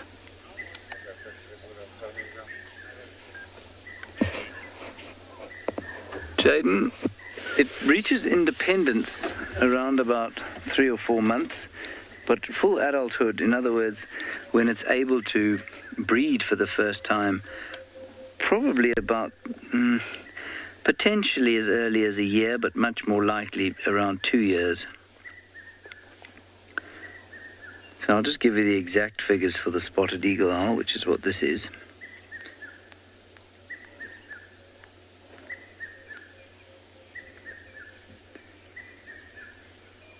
So they only spend sort of 2 months near the nest after they've fledged, and they fledge after 42 days or so, which is just over kind of a month. So call it a month and a half, 6 weeks.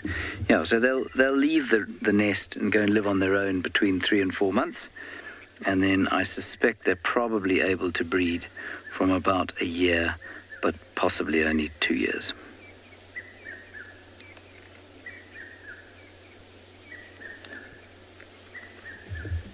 And then they'll look like that until the end.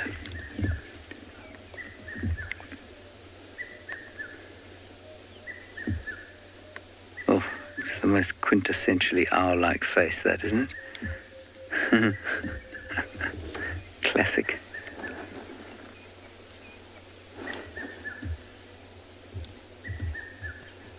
As I say, hyper aware of what's going on around here.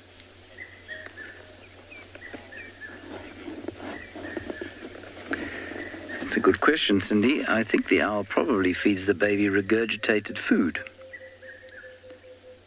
In fact, I'm nigh on certain that that's what happens.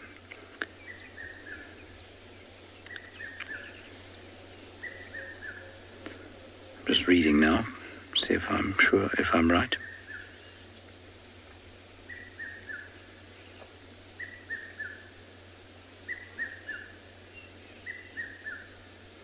Yeah, so she'll regurgitate food for them.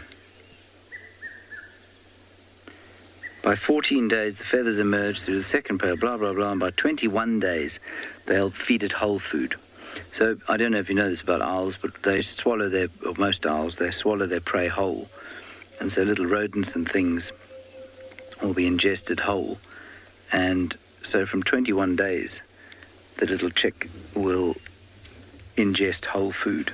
So I think until then, it must be regurgitated food.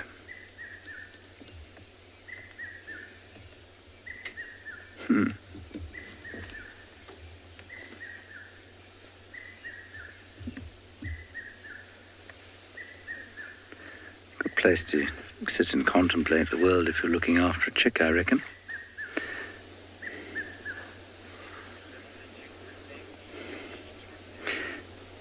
No, Pat, she wouldn't be able to lift the chick to safety if she needed to. She wouldn't try. She would, I'm afraid, abandon it and try again, hoping that it was sufficiently camouflaged or well hidden to stay out of harm's way. So no, she couldn't lift it to safety. And, I mean, I'm astounded that they choose to breed like they do on the ground. They will sometimes breed in a tree, but only if there's a suitable hollow. They don't build a nest like many other owls do, or go into a hole like the pearl-spotted owl does, or the barred owl. They choose this rather, I think, odd method of homemaking.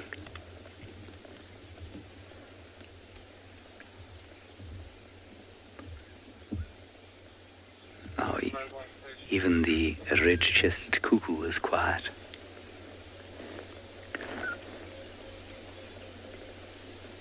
It's just the call of the greater blue-eared glossy starling.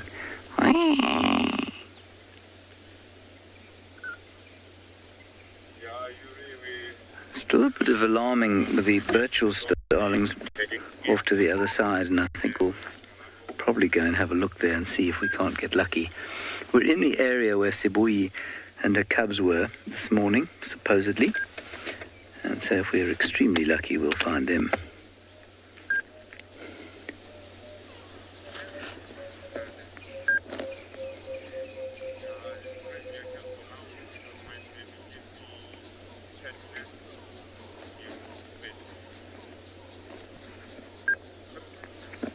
Just had a wonderful message here from a viewer and friend, Margie, who says that, and she looks after these birds if they're caught in urban settings, she looks after them. And Margie says that the spotties tear bits of their prey for the babies all fresh, so they don't regurgitate. I was talking garbage. She's obviously raised a number of these birds in urban environments, and Margie says that the spotties tear bits of prey for the babies all fresh. Thank you very, very much for that, Margie. Much appreciated, as does everyone else.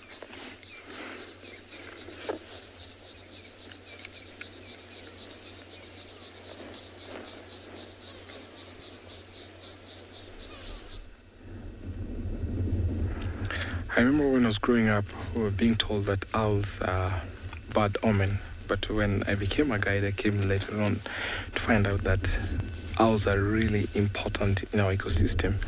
Then back to our lions here, they woke up and mate, but then we have to wait for again 15 more minutes to see if they will do it again. It's starting to cool down, and I'm sure they'll start to become active.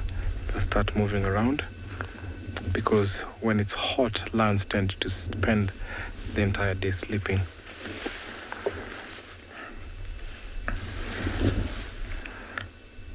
So one trick lionesses do is that once they're mating and it happens that there's a collision of more than 3 males, they will tend to mate with them.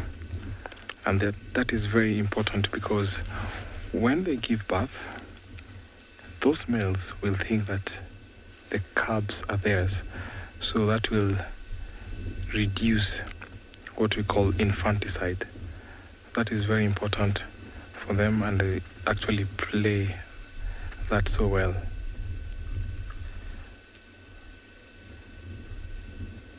It's a big yawn. Yoga time, a little stretch.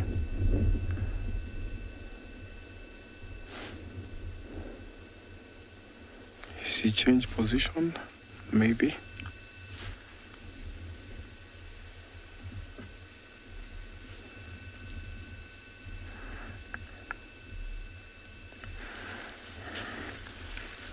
Like I told you, when it cools down, these shields, they'll begin to be active, and that's evident right now. You can tell it's cool right now. Yes.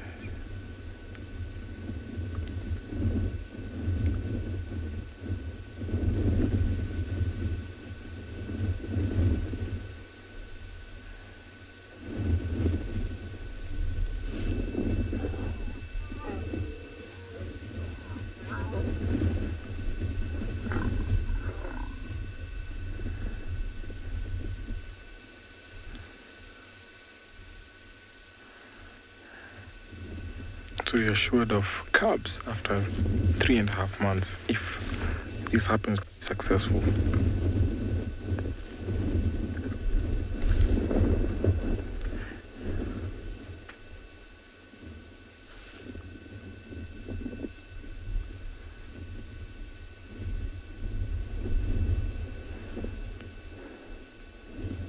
One other trick that lionesses will play is called false estrus.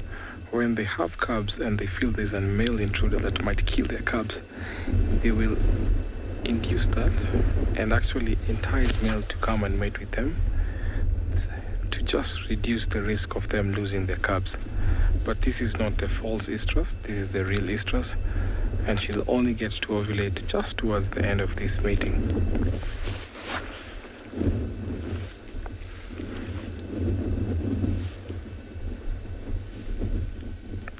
It's becoming a little bit windy, and so they can feel that breeze. You can see they're all exposing their stomachs.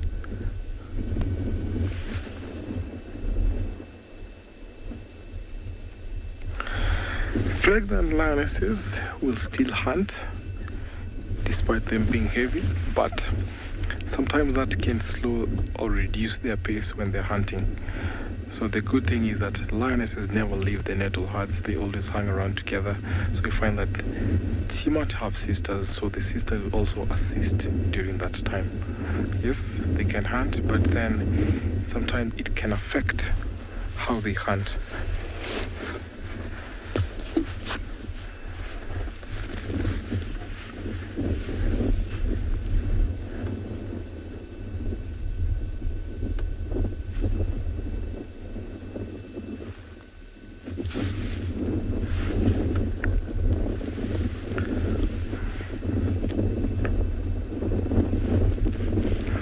We're going to wait for about 15 minutes, and that happened within less than 15 minutes. So not sure if this will happen less than 15 minutes, but we have to wait to see.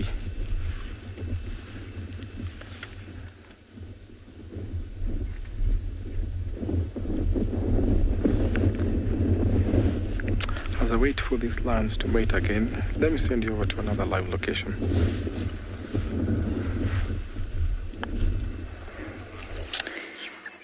Lambas came to Galagopan, the first animal I think I have seen at Galagopan in a very, very long time. And she's cautious. Look at the tail. Look at that white flag saying, hey, everyone, I don't mean no harm. I know I'm a predator, but I'm just here to drink. That's what that's saying.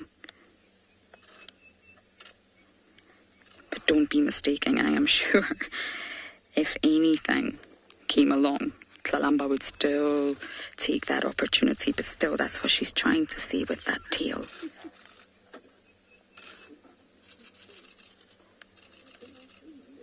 I don't quite know what she's doing. I think she stood on some thorns. Come on, girl.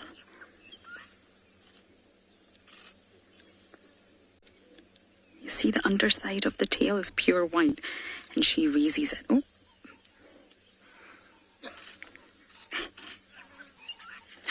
I think she must have stood on something.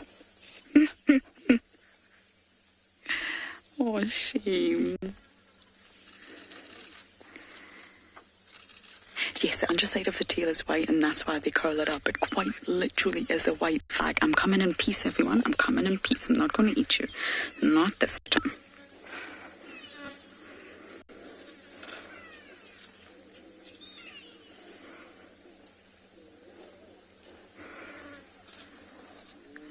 I wonder why she's been so cautious about coming to the water hole.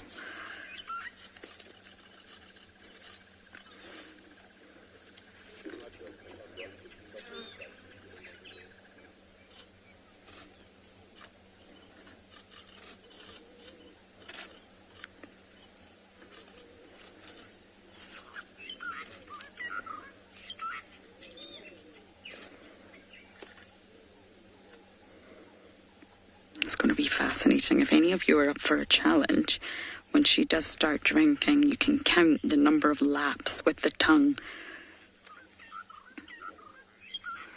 Moonbeam, I believe so, yes. I think when they're youngsters, they most likely do not always land on their feet.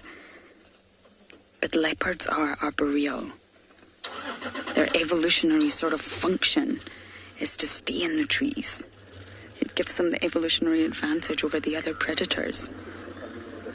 So they practice when they're a cub, and I imagine when they're cubs, they most likely do fall out of trees. I can imagine that's what happens. I hope some of you are counting, by the way. But I think otherwise, yes, they do land on their feet. They're light. The sort of bulkiest part of them is their scapula. Shoulder blade.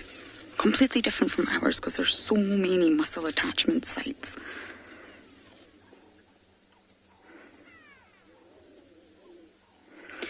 Now, the reason I was asking you to count is because cats are really not the most efficient drinkers. They're not like dogs. Dogs curl their tongue, so it's almost like a spoon. And they lap it in. They scoop and lap, scoop. No, you're a good drinker, darling. Sorry, I think I just offended her. But they're really not the most efficient drinkers. I'm going to tell you why. And it really takes them a long time to quench their thirst. Now, I wasn't so great at physics. And it's to do with physics, the reason. But how Kalamba is drinking, she's not curling her tongue back up like a spoon. You see that?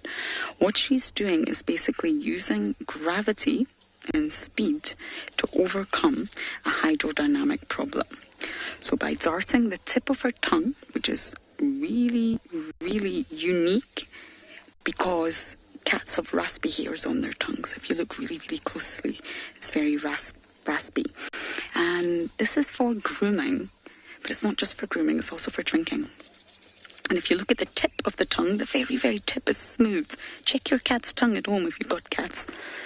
I'm sadly allergic to cats. But at the very tip, it's smooth. And that's exactly why. Because cats can't suck. They can't create suction that we do. We can suck straws. We can suck Coca-Cola out of a bottle. They can't do that. So the sort of fluid mechanics that they use is to dart the tongue in and out. Look at her. Very, very fast. And the tip of the tongue is curled backwards. Do you see that? And that's so that the top of the tongue catches the liquid, not the tip. You see that? And that's the only surface that really touches the liquid. And then she darts it back in so the liquid sticks to her tongue through like adhesion, and she doesn't give it time to fall off through gravity. She's fighting gravity. So it doesn't fall back out of her mouth, although some of it does. And basically, just as water adheres to a human palm, so see when we touch a swimming pool, for example, if you like to put your hand in a swimming pool, water sticks to your hand for a while before gravity takes place. So for that sort of fraction of a second, it sticks to your hand. And if you were to pull your hand up really, really quickly, you would still have water in your palm. That's exactly what Kalamba is doing right now. And that's why cats take so long to quench their thirst, because they're not actually getting that much in. Now, domestic cats are actually said to get about 0.1 milliliter of liquid per lap. 0.1 milliliter. And if you do at a rate of 4 laps per second, which is very, very fast, you're only getting about 5 teaspoons a minute. And that's a domestic cat. So obviously, Kalamba's tongue is much bigger. So she's going to get sort of more volume of water than a domestic cat. But I remember we sat in County Purple Eye one time drinking at this very pan, and it was 682 laps. Yes, Kalamba, 682. So cats are not as good at drinking as dogs, but they're definitely better at physics. My jokes are terrible today, I'm sorry.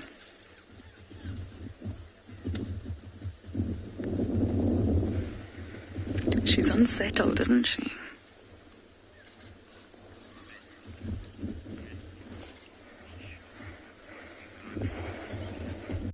I'm glad you agree. Oh, she's a double of Tingana. She is the absolute double of him.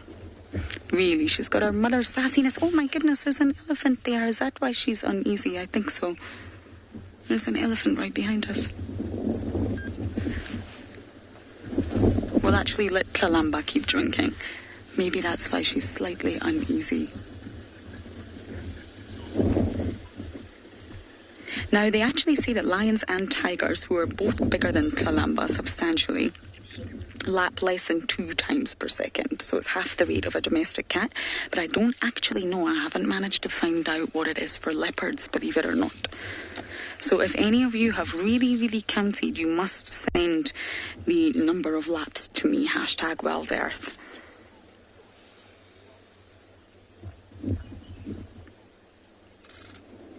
That's making me thirsty, watcher, actually.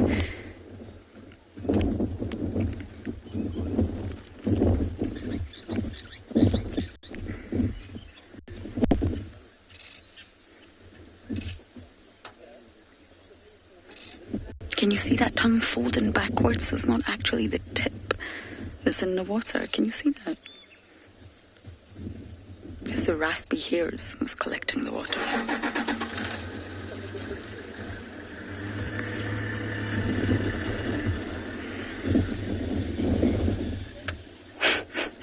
Elizabeth, thank you for trying.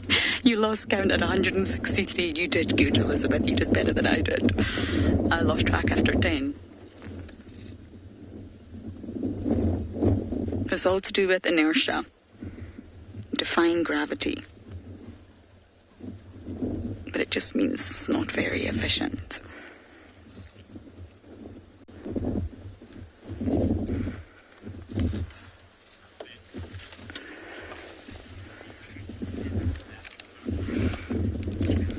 Beverly, you superstar, you're saying 307 laps so far, I think that was. My goodness.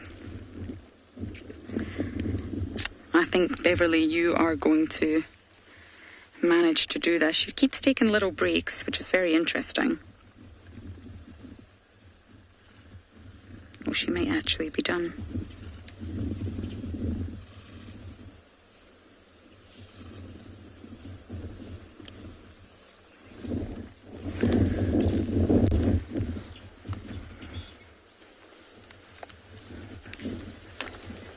Hello, my girl.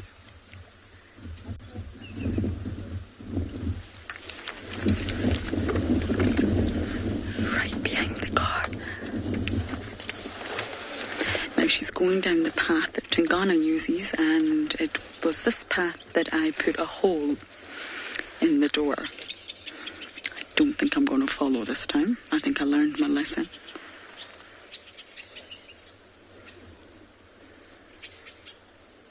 She's left her kill. Apparently it's in a bush willow. I wonder if she really is going to leave it or if she's going to make her way back there. So I will try and follow Kalamba as long as I can.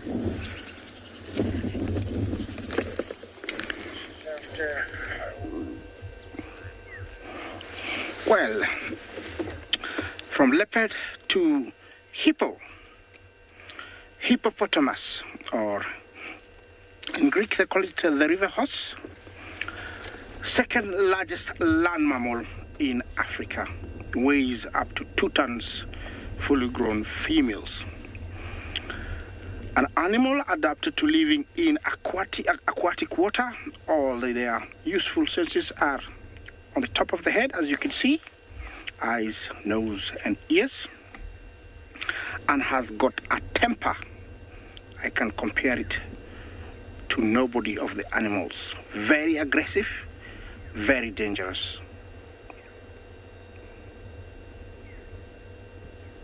Yes, and this guy has found himself out in the open plains in a little small spa of his own that he has decided he's going to take it over. This is how small pools become, wide pools eventually, that play a very big role because they catch water, and elephants, rhinos and hippos like this make use of them because they need to either add a layer of mud or to keep their skin moist like the hippo. No matter what, during the day, hippos are always in the water, and so is he. Sometimes you find them out in the open because they have wounds from fights, but this guy doesn't look like he's got any wounds. What happened here is he found this pool far away from anybody else, and there was nobody to interfere or harass him, and so he decided to take over. And I think I'll do the same. And it's a very private one. He is a very big fella, if you look clearly, and sooner or later he'll be heading out to graze.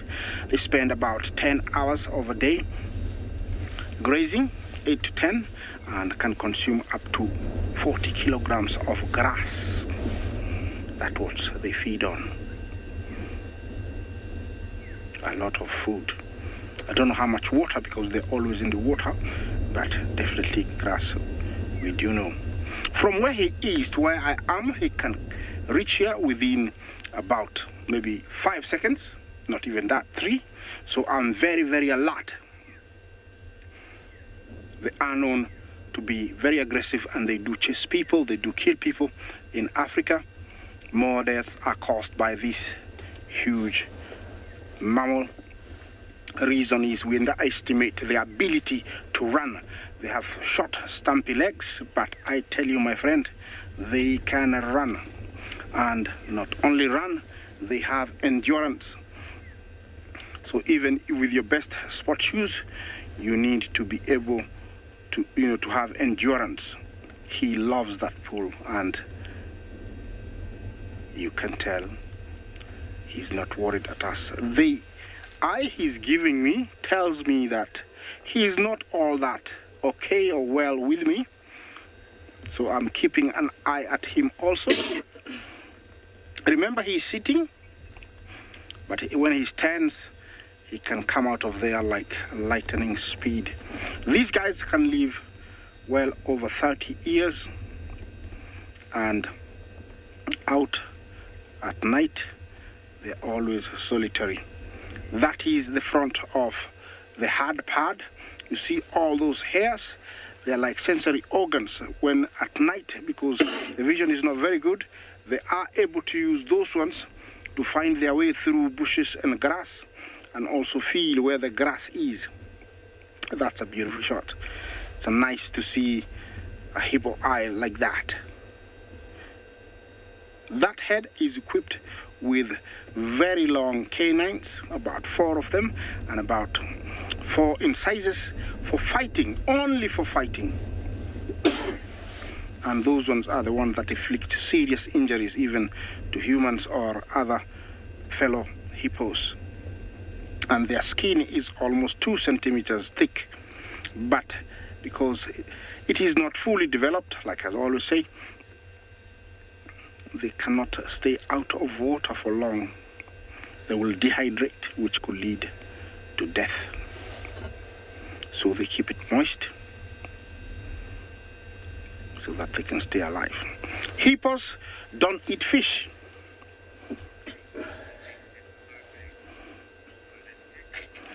Holistic, what do they eat that makes them so big? Believe me, there is all nutrients in the grass. I think maybe not protein, but they eat only grass, and that's all they eat, nothing else. In the water, they don't eat fish. They're pure grazers, they eat grass, and it's enough with all the nutrients, to sustain that huge body. Looks like he's very comfortable and he's loving his spot, but sooner or later he's gonna get out. They can stay underwater if they want to for up to 5 minutes. Under threat, I'm sure they can stay, or they can stay for over even 7 minutes. If they're really, really pushed, they can stay longer. This usually allows them to take power naps, and they have like an automatic.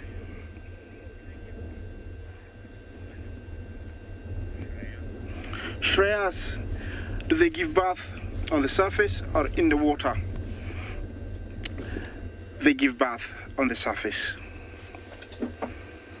They will find a very secluded spot. Or is he gonna roll? Are you gonna roll for us? I'm looking forward to see him roll. Usually they do roll. Sometimes. I don't know. Are you gonna roll for us? 360? Okay. Shreyas, well, what happens is they will find a very secluded spot out in the open, in the bushes, very close to water, where they give birth, the females. And that is after a gestation period of about 8-9 months. Mating takes place in water. Soon after the young one is born. Are you gonna roll for us? I don't know. Sometimes they do it. But he doesn't understand English, so he's gonna do it when he wants. Yeah, they give birth outside of water, and soon after the young one is introduced to the water within 2 hours.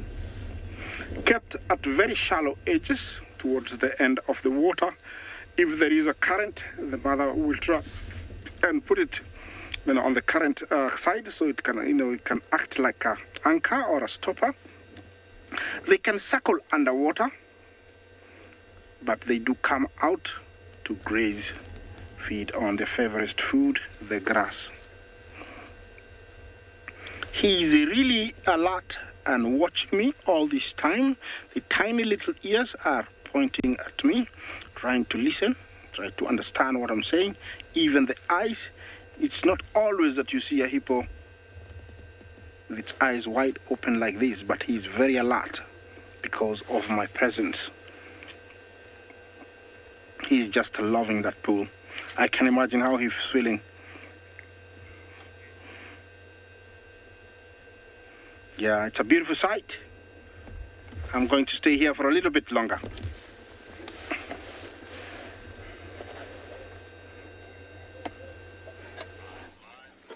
Just like the hippo's loving his pool, Kalamba is loving this rock. Finally, she's settled. And look at her little bulging belly. I mean, I've seen it bigger. But she definitely had some of that kill. I don't believe it's hoisted. I haven't seen it yet. But she's definitely had some. Whether she goes back to it or not, I'm not sure. But it's really starting to cool down here. The temperature's dropped. Cloud cover. Breeze. Ideal conditions for a nap, really. Do you fancy a nap, Niels? Yeah. Yes, he does. Me too.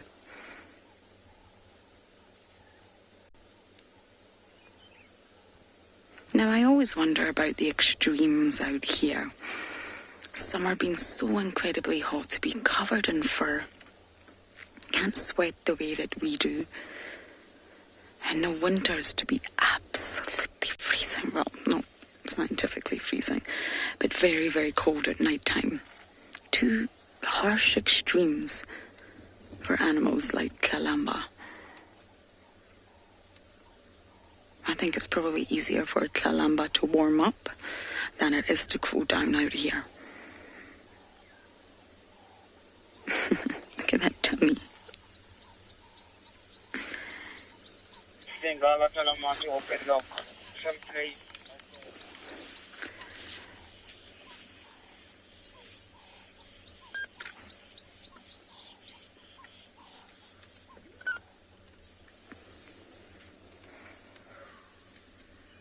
It's amazing how agile these cats really are. So amazing. So light on their feet, so nimble. And that's also why they're able to run fast. They normally do outrun lions, and that's because they're much lighter. They're not as bulky or as muscular as lions are. Lions are weighed down by their own weight.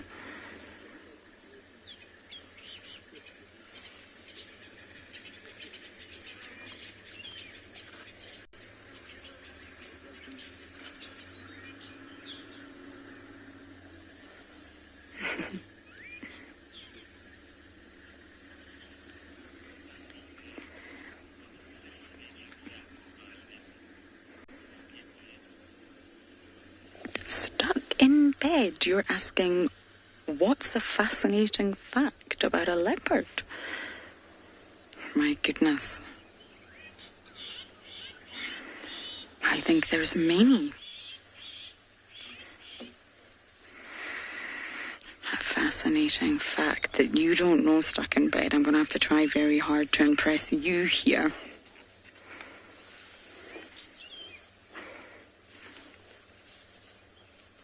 I think it's their territorial behaviour and their social behaviour. I personally feel there's quite a lot to do with leopards' social dynamics that we don't know yet. You know, they're said to be solitary, and yes, they are solitary on a day-to-day basis, navigating, feeding, hunting, sleeping alone, but I think we're missing something when it comes to leopard social interactions.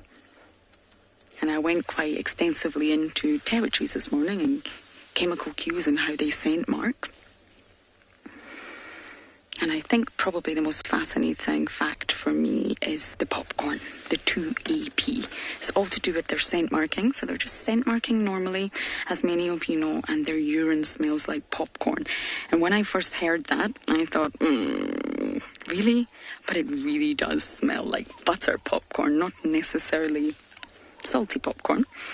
And it's the exact same. It was first found in a small Asian mammal called the bin. Oh, there's a huge herd of elephants coming to Galagopan. Niels, if you just go quickly, you'll see them all coming. So it's from a small Asian mammal called a binturong.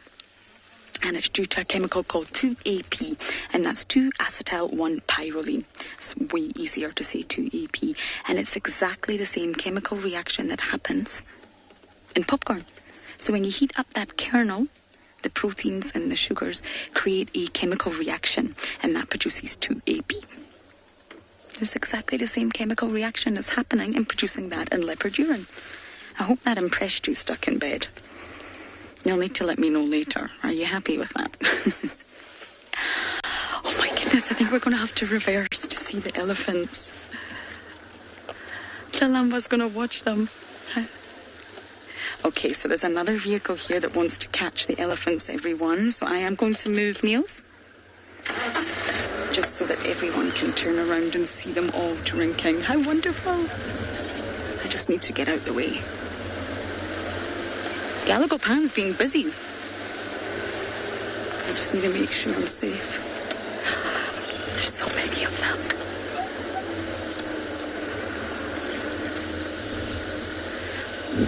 Oh, how lovely. This is adorable. I'm just going to position myself completely out the way.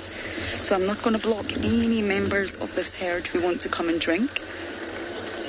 And they're going to be able to move past me and all come and have some water. Hello, everybody. There we go. Oh. How lovely is this? Kalamba must be about... Sorry about the car there. That's Aubrey. Stuck in bed. You are impressed. I knew you would be. I'm sure you've heard it many times before, but that's the fascinating fact that impresses me. Popcorn urine, I have to say, it's definitely better than human urine.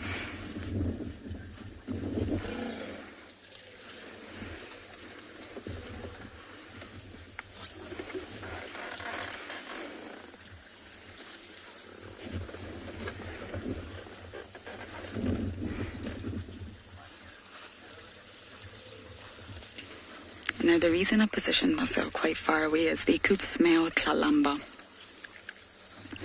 I'm not on the road, I'm off to the side, and if they smell Kalamba, they might react. They don't like the scent of a predator nearby.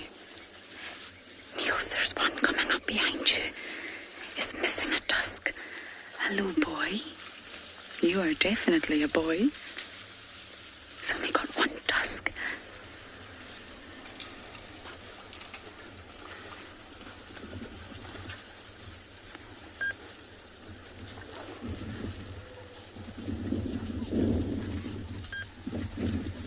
Now, he's not streaming from the temporal gland. His penis is obviously very present, shall we say, and it's not leaking. But he is sniffing this female. Look at that. He's seeing if she's in estrus. Do you see that? He's smelling her genitalia to signal to find out if she's in estrus. Wow.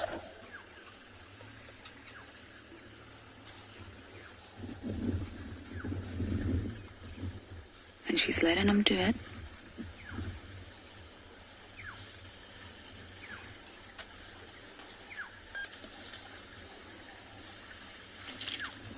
It's a little bit naughty when male elephants do that. They just put their trunk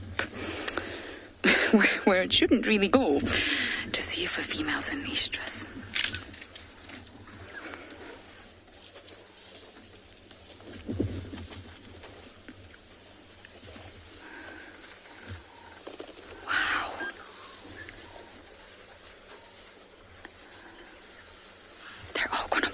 excuse me, I'm just going to turn around to make sure I can keep my eye on them all.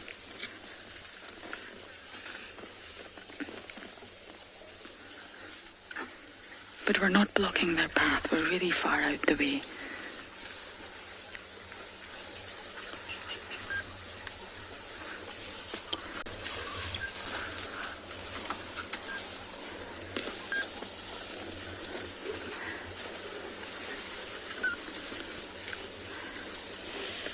That big bull is absolutely huge. I think he's a gentleman.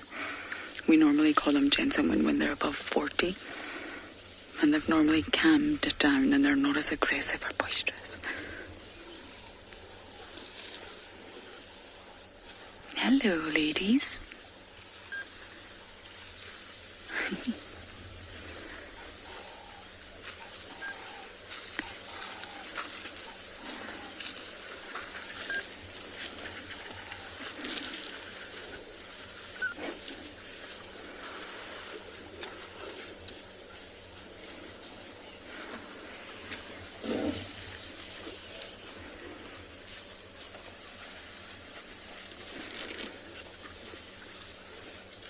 Can you see how substantially bigger that bull is?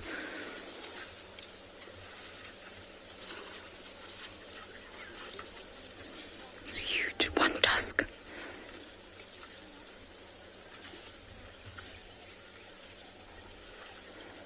He must be following this herd. He doesn't appear to show the obvious signs of must. One is streaming from the temporal gland, the second one is having a leaky penis, dribbling urine.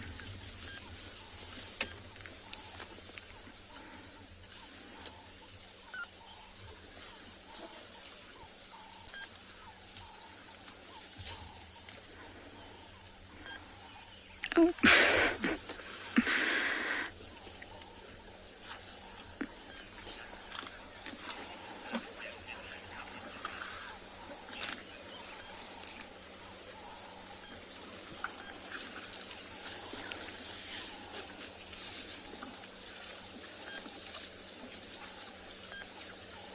Just going to stay quiet for now. The bull's not...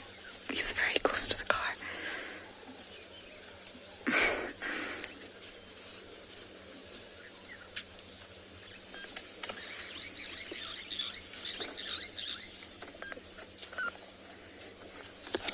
He's having a very good sniff, isn't he?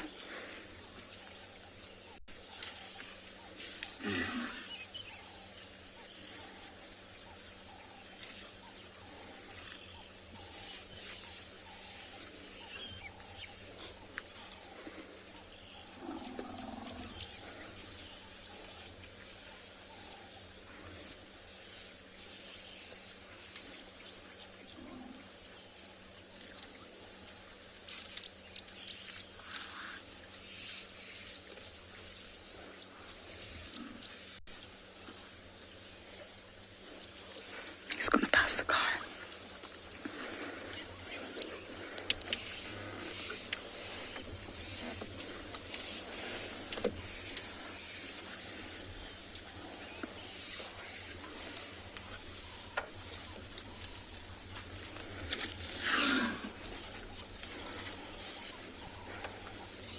He doesn't smell like he's in must.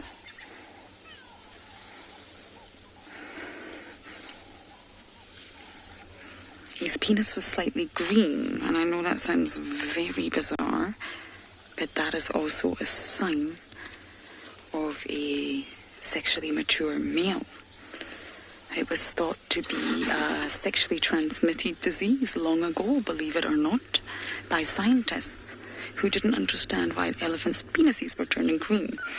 And they then realized that it's all part of the show. Females are actually attracted to males with green penises.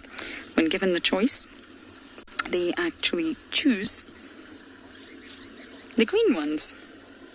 Can you believe it? But it was thought to be a venereal disease long ago. And GP is the short name for it. Rather than saying green penis, you just say GP. And it was documented long ago by Cynthia Moss. I can't remember when, but I think it was in the 1970s. And they really thought it was an epidemic when they first started seeing it. But really, along with the urine dribbling and the temporal secretions, they thought it has to be something else. And it's a reproductive signal.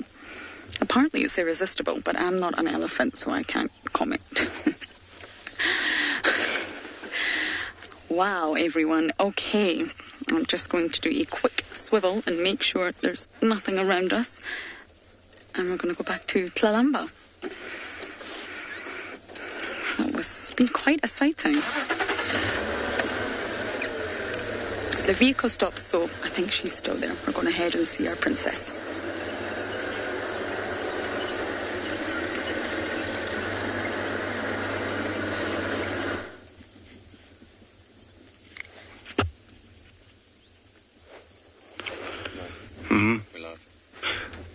Alrighty guys, so the cheetahs that we saw this morning, the two boys, we gave them a little bit of time to just wake up, and luckily just as we pulled into the sighting again, they got up and they moved a little bit and went and lied on top of the highest point on this dune.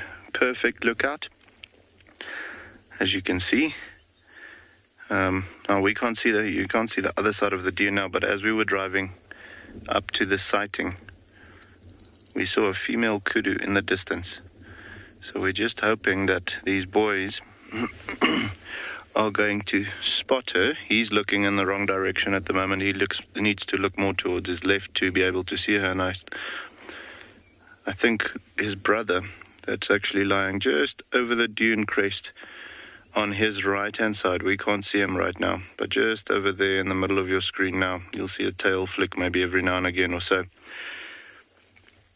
He might be able to spot that kudu, and it would be the perfect.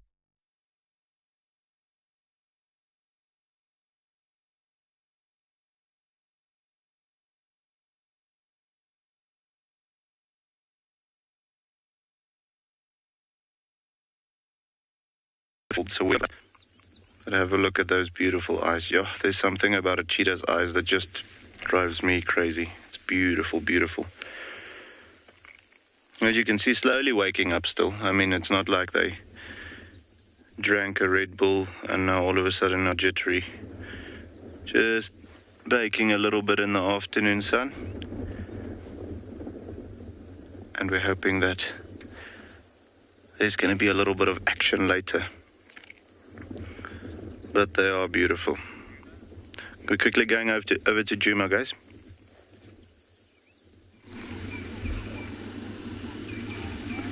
Look at how incredibly lucky we've got. Elvis from Jacobin, not of Tennessee, found her sitting at the Bush Braai site on Chitwa. We raced over here and were very lucky. Blessed, I mean, I'm assuming that's Kuchava from what I've seen, which is very exciting indeed. So it's raining leopards here still. Tristan has very kindly left some of his luck with us. As she goes behind that bush, I must just announce that the first impala lamb has been seen, not on camera, but Abel managed to find the first impala lamb. There she is.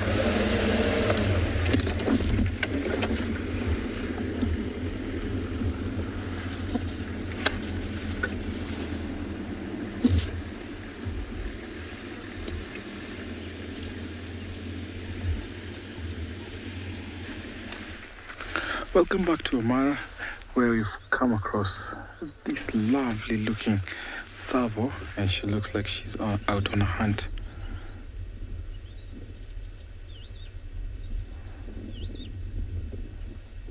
Our Tsavo is strictly nocturnal, but sometimes during the day you can see them out in the morning or maybe late afternoon like this.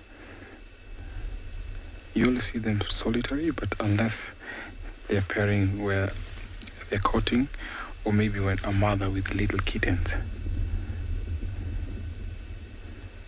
They have specially modified ears to pick any sound that comes from the long grasses.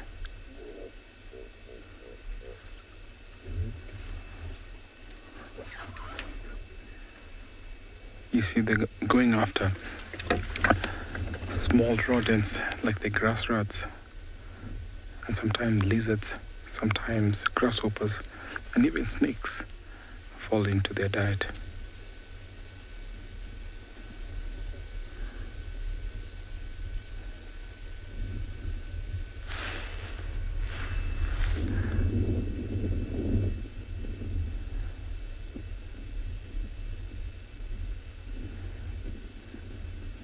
She's following a scent trail there.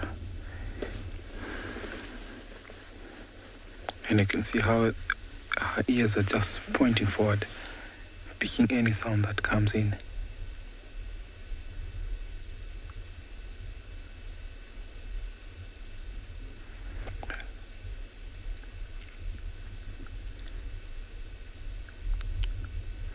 This is one cat that has longer legs relative to their body. Of all the cats, the Tswalu has longer legs. Those are very, very helpful, especially when they are flushing out prey, and especially birds that might fly off from the grass. They are able to jump in a loop, thanks to the very long legs.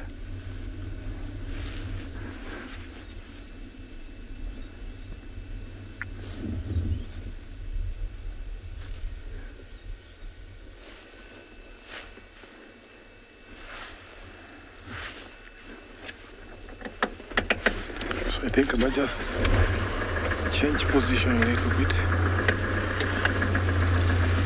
because it seems like the Tswalu is out on a hunt. It would be nice to see how they jump in a loop to catch prey.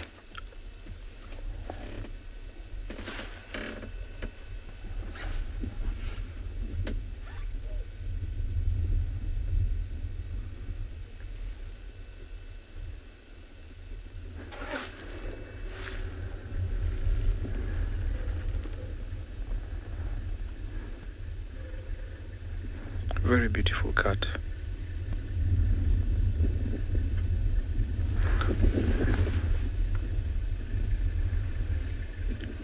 So right, like she's just listening to the movement that those rats make whenever they're moving and walking in the long grass. You can see how her ears keeps on twisting and turning.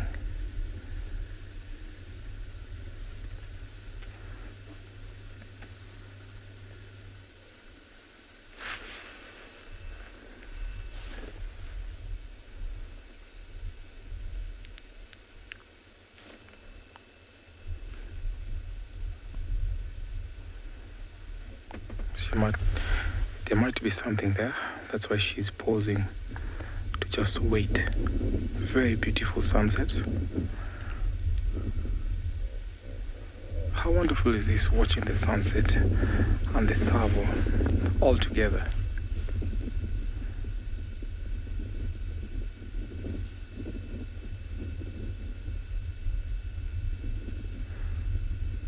So Tswalus are always territorial, and they'll cover about 2 to 3 kilometers square.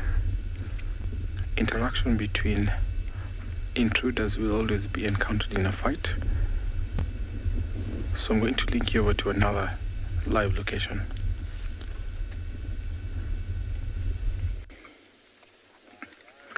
Here we have got a standoff between Kuchava and a hyena trying to look innocuous. But as you can see, Kuchava does not buy the innocuous look. The hyena is now pretending it wasn't actually following her and is just moving off. But in actual fact, we'll just go and lurk somewhere close by until she starts moving again.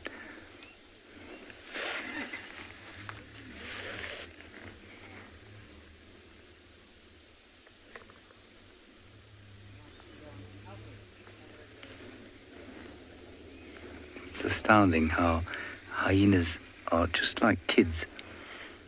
at school when they get caught somewhere where they shouldn't be, like in the, I don't know, pantry of a school tuck shop.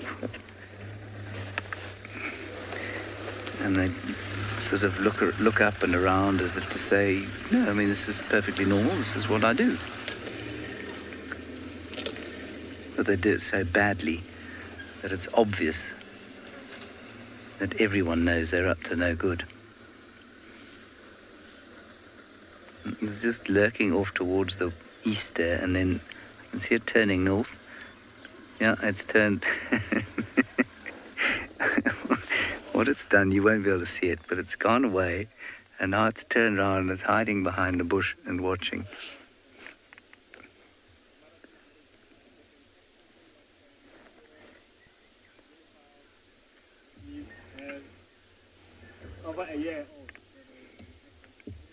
She's looking a bit skinny. She needs a nice meal.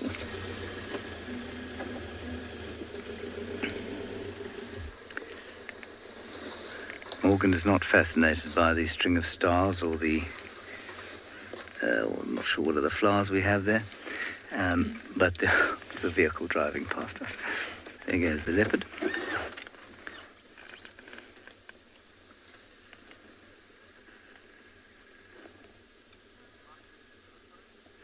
I remember the other flower. Quickly, Morgan, you see the bit with the white and purple? Yeah, there you go, up a bit, up. That's the string of... There, yeah, no, that'll do. That's fine. That is Syncolostinum bracteosus, which may have changed names, and I may be pronouncing it wrong, but I do remember it, sort of. There we go. Judy H. will now do my seasonal correction. Thank you, Judy. Let's carry on and find the leopard. As fascinating and devastated as Morgan is that we are leaving Syncolostinum bracteosus.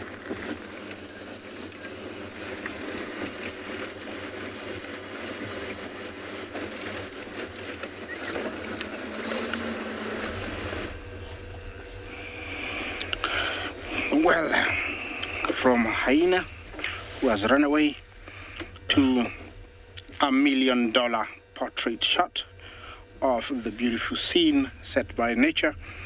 That is the Olololo Syria escarpment, a desert date, the sun, clouds, and a beautiful sight it is.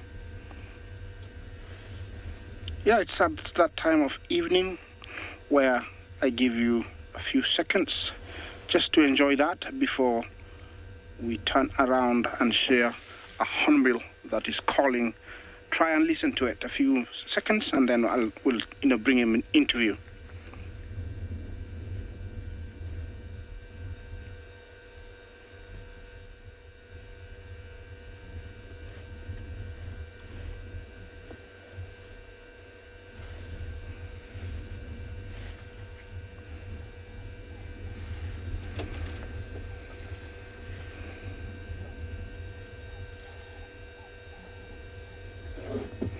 Well, it's a beautiful scene, isn't it?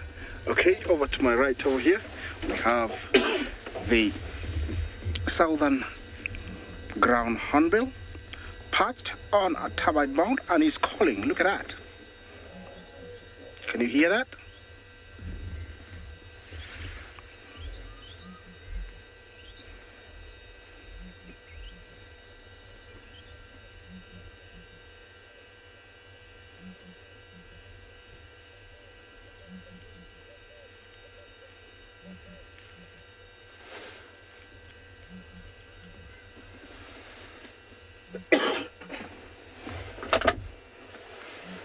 Yes, it's calling, very vocal when it wants to, but very, very quiet. Usually, local tribes here, the Kalenjin, the Kisi, the Masai, associate that doo-doo, doo-doo-doo, doo-doo, doo-doo-doo with the onset of short rains or long rains or rain in general. This is one of the only largest of the hornbill family, and spend about 90% of their time on the ground, killing snakes, frogs, even small fishes, grasshoppers, and actually it is the biggest enemy to the tortoise. Any kind of tortoise here, we have what we call the leopard tortoise, even the terrapin. That lethal beak is the one that does the bad job. It rolls them around and pulls out the legs and head. I'm not that bad, but I'm explaining what it does. It does roll the tortoise upside down and, pulls the legs and heads out.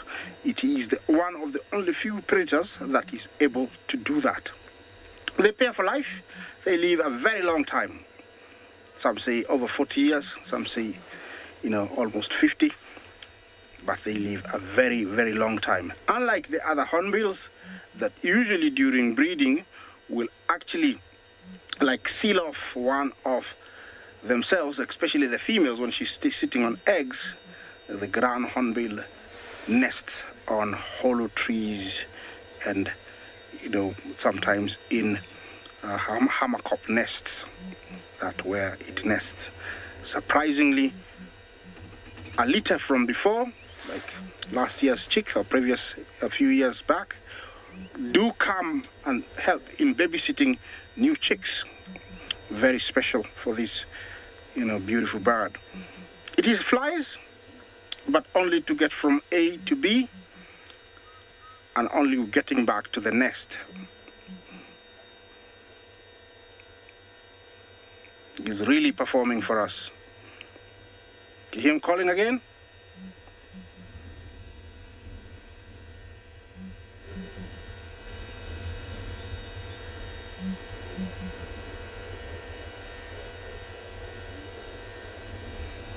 Yes.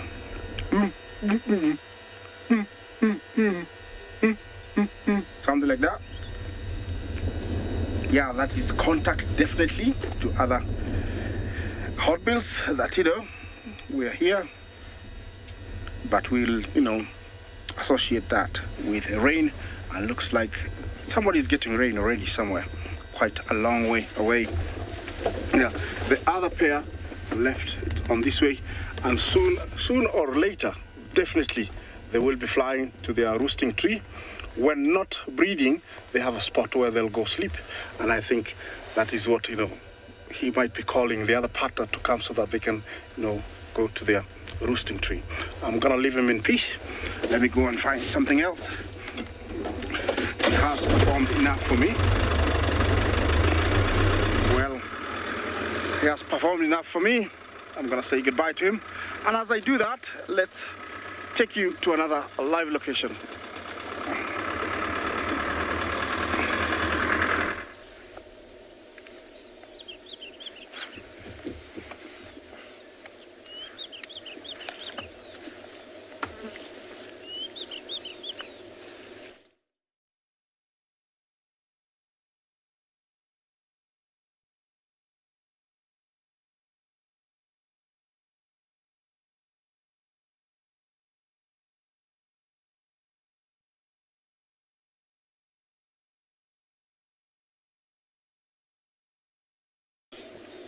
Welcome back everybody to andBeyond Phinda, where those lions that we were with most of the afternoon fast asleep saw a warthog coming in the distance and have now surrounded where that warthog was. That line that you can see a little bit further to the right hand side is, or right of the one in picture, there's one a little bit further right that's out in the open now, is standing exactly where that warthog was. Please, can you mute your phone?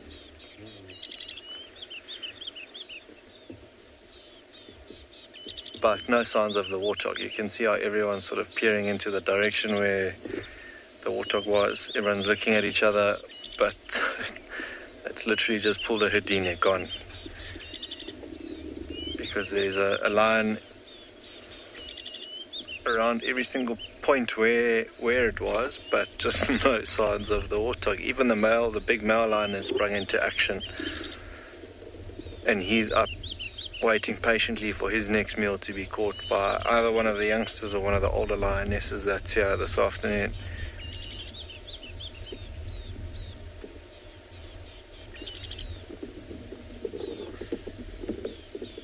If I creep slightly further forward, you'll be able to see all of them a little bit clearer. I'm just going to carry on past that one.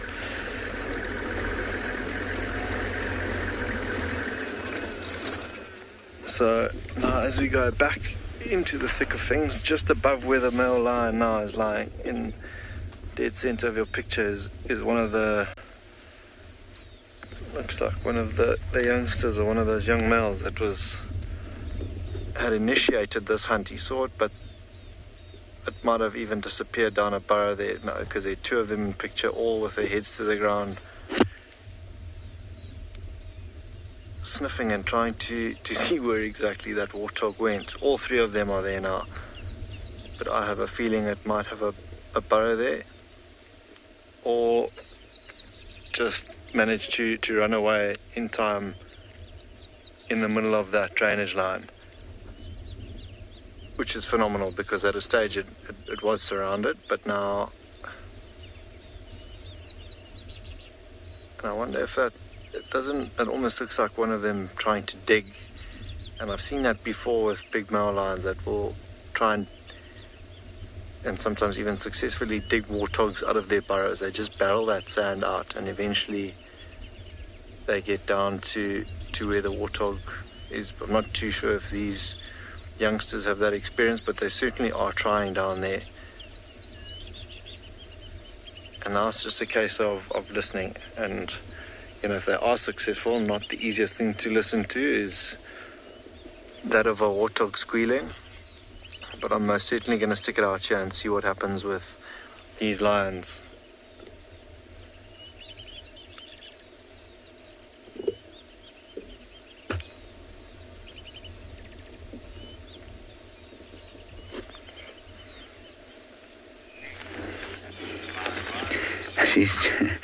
She's just lying down there.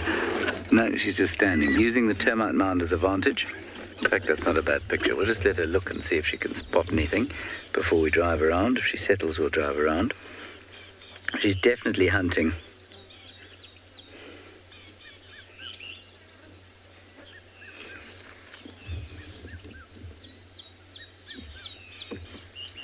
And she's gone.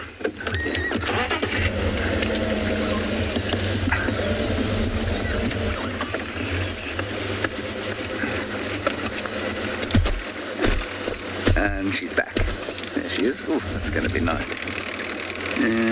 How's that, Morgan? Can you get a mountain leopard shot? Ooh, stick. Naturally, there's a stick. Let me help you.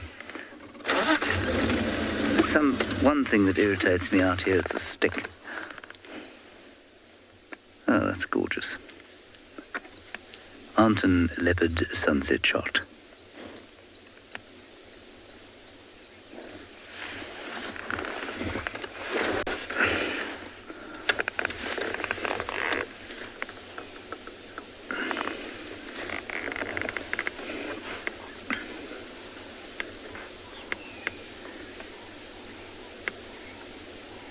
There's a lion calling.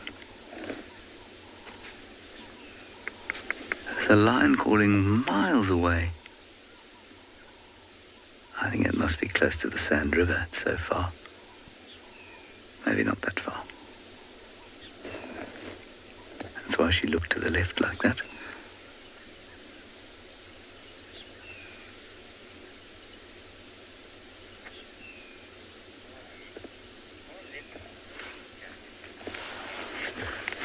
Harvey, we're in a very good position today to illustrate that leopards are very solitary.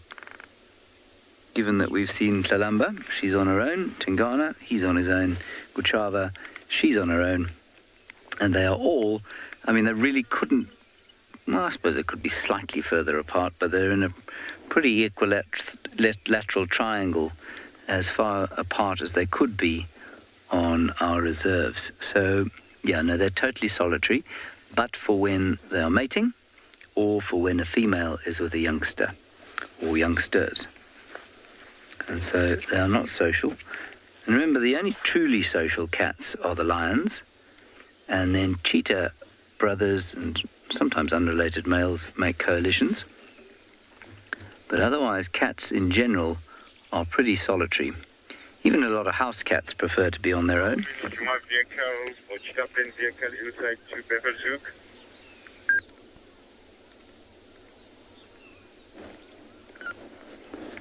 She's looking behind us because I suspect that she can hear or smell that hyena who has continued to follow. We had another little interaction behind some bushes. Now there's a bird alarm calling at her. And so she's lifted up her tail.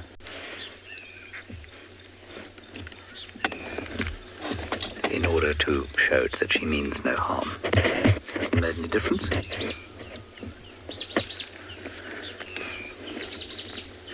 Righty, let us now move on. She's just sort of flanking the airstrip here, Chitwa. I think probably hoping for, I don't know, animals that might be about to head out into the open as the sun sets.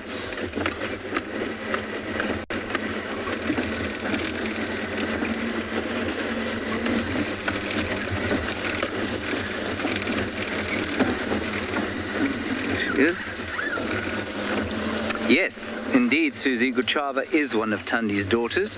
Guchava is Tundi's daughter. I'll never remember her age because I have a 1 megabyte brain. I think she's 6 now.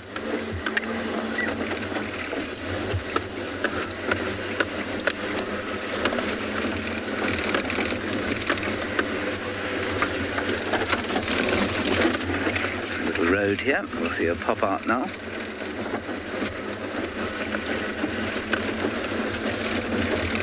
Goes.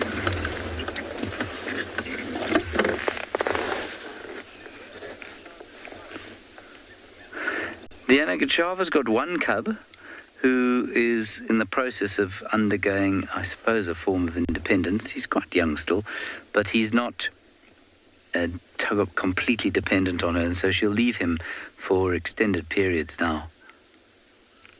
He was the young male leopard that he's quite frequently being seen on his own right now. So he's fine. Oh, she's hissing at something. It's probably the drongo that just flew over her. The tail's up.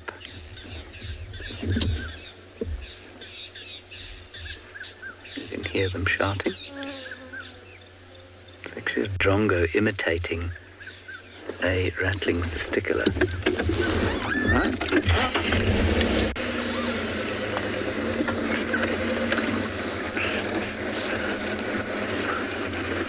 Try not to fall in a hole. I will tell you that I got us very stuck after we saw Sebwig Mark II, and so if we're looking a bit dishevelled, that's why.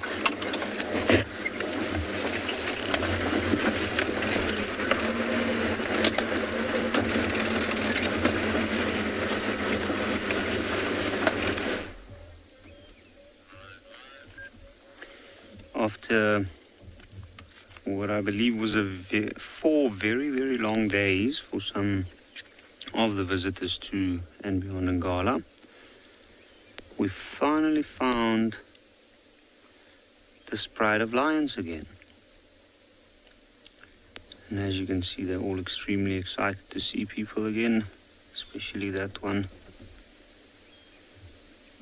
There's a bit of grooming going on.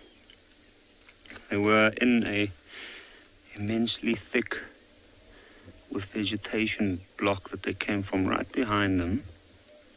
And they've been moving quite a bit. It's turned out to be very humid and the clouds have moved over.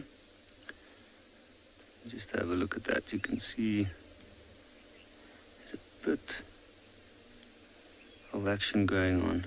Another yawn. Now there's some activity going. So that's one of the older lionesses that just stood up. And have a look. A grooming ceremony. You can see they lick all the hard to reach parts around the neck.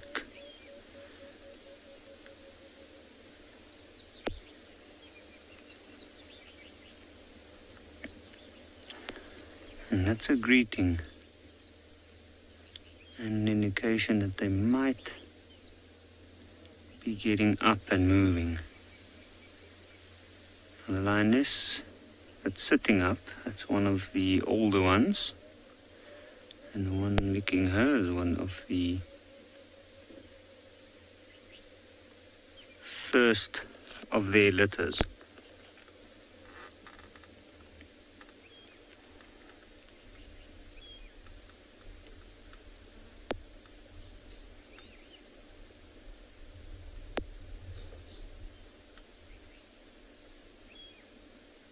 Now, when people see lions behave like this, they often make comments about how cute it is and how amazing it is. And it is for sure. Not something necessarily that you'd associate with such a top predator. It serves a very valuable function. It strengthens that group bond, especially between the core members, and that's why it's interesting to see how this lioness stood up and walked over to that lioness first. And see now the young male's yawning as well. Now it should be interesting to see him stand up, because I would love to see what his back leg looks like. The back left leg.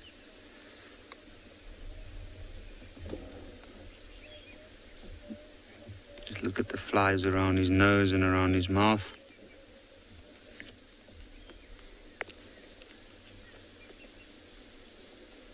And now he's starting to groom.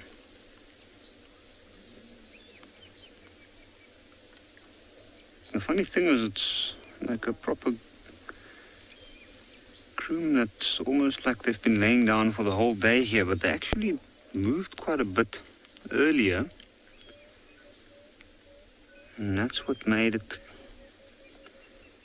capable for us to actually have a view of them.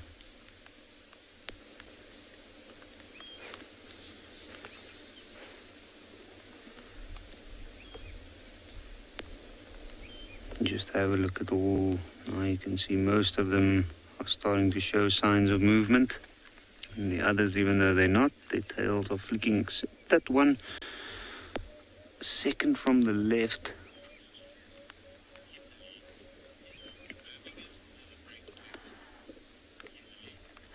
Kimberly, this is the Birmingham Pride indeed.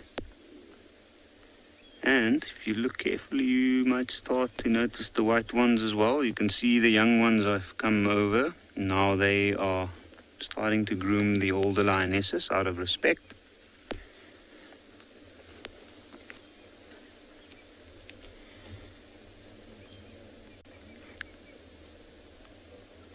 That is the sister of the youngest of the white ones.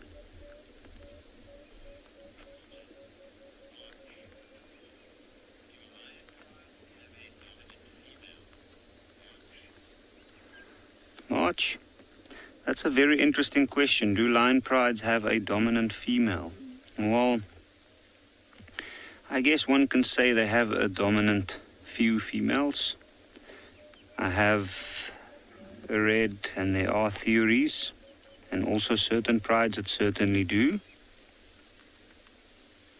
When there's only one older lioness, you usually find that she is the more senior of the lions and the more dominant. Ooh.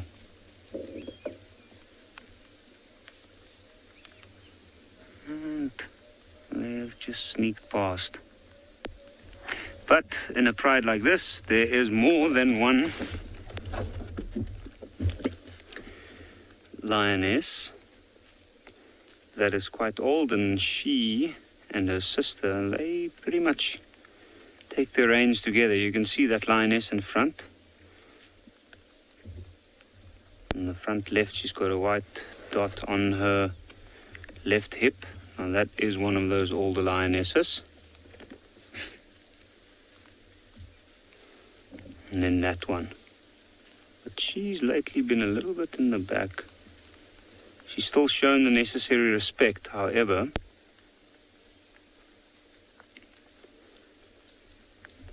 Now you can see that she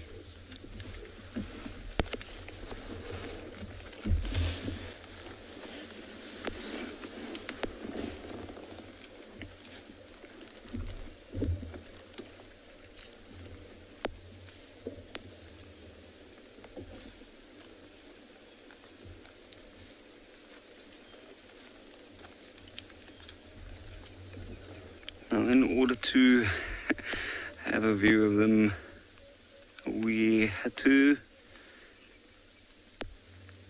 maneuver into an area that's normally not the easiest.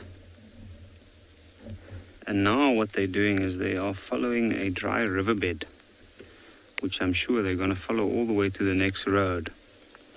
And from where we are, we probably won't be able to follow them through that.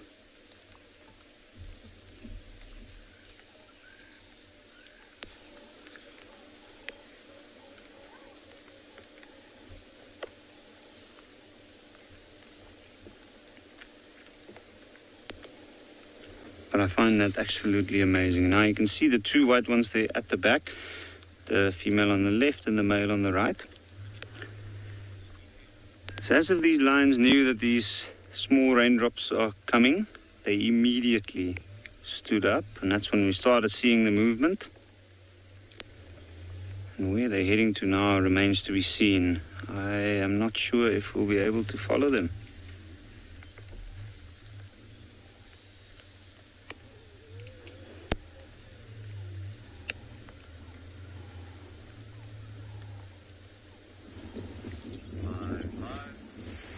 Alrighty guys, so very good news for us now.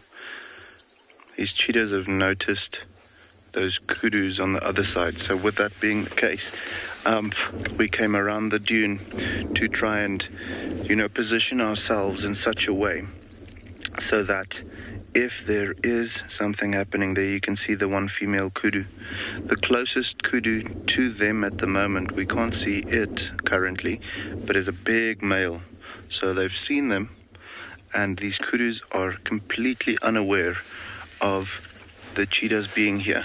So with that being the case, we're just going to sit it out and wait and see when those guys are starting to get a little bit more active, which I'm pretty sure will happen when the kudus move a little closer, because they are doing so. Rather than for them to move and give away their position, they'll just wait for the prey to come close enough to them. So, yeah, as you can see, they're not too phased about them at the moment, but they were definitely paying some very close attention when they initially spotted them. And when we were looking at the kudu earlier, you could see it's quite nice and open, so it's the perfect setting for these cheetahs to make a chase. So we're hoping that in the next, let's say, 10 minutes, these kudus will move through to such a point where these cheetahs can actually have a go at them. But yeah, lazy, saving their energy for now, because if these kudus come a little closer, they're going to need all the energy they can get.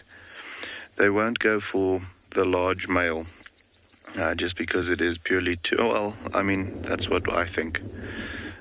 Just because purely it's just too big and too powerful, and those horns are just too dangerous for them to take a risk. Especially with there being the option of going for the females. That's a much safer and a much less energy consuming target than having to go for the big boy. So yeah, exciting times lying ahead. I know it doesn't look like it at the moment, but hopefully soon, those ears are going to be pulled flat against the head and the eyes are going to be focused on those kudus. And that will be great. The wind also is just, at the moment, it's not perfect for them, but it's definitely in their favor.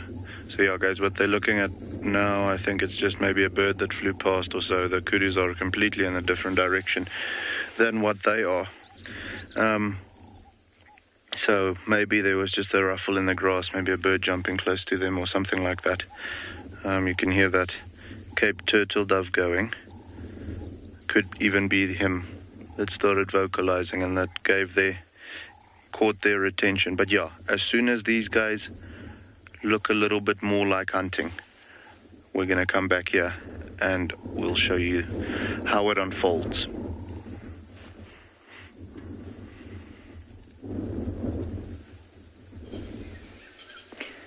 We've just had the most gorgeous shot of this leopard climbing up the termite mound, sun behind her, silhouetted, and then she's decided that actually it would be better to lie down in the grass. It's still so lovely. Look at that scene. Isn't that wonderful? We've got it all to ourselves.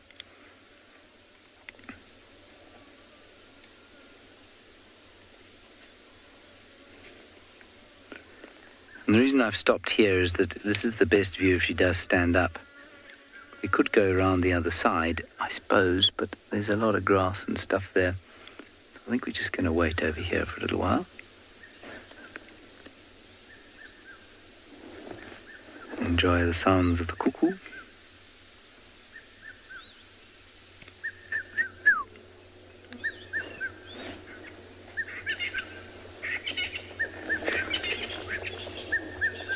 Looked like she was going to get up there.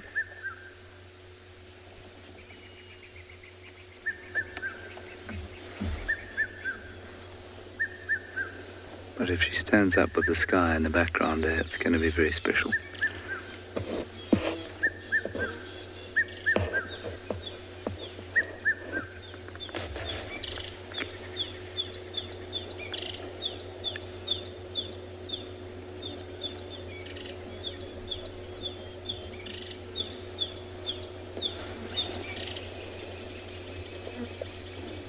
There's another cuckoo species. Rattling cisticolas. Way down at the water we can hear the water dickup, the knee.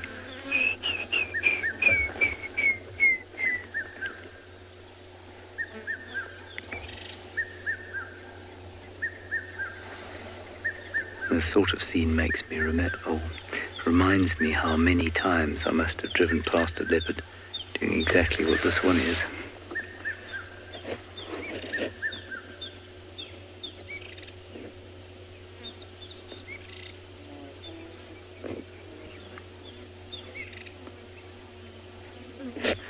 Morgan, while we wait for the leopard, there is a scene of violence playing out next to you.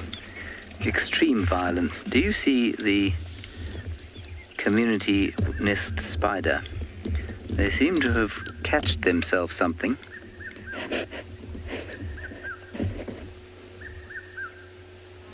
And they are in the process of devouring it. It looks like a cricket or a grasshopper. And if you look, you can see that the community nest spiders are out and enjoying their grasshopper innards milkshake.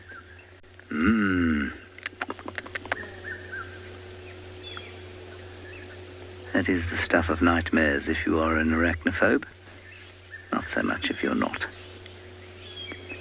Now what's happened is that poor cricket or grasshopper has sprung joyfully along during the course of the day and unwittingly sprung itself into this trap. And its summer is a short one. Its summer was a short one. I suppose the most relieved at this stage must be the male spiders, because they are often a source of protein for the females. when times are tough. Whew.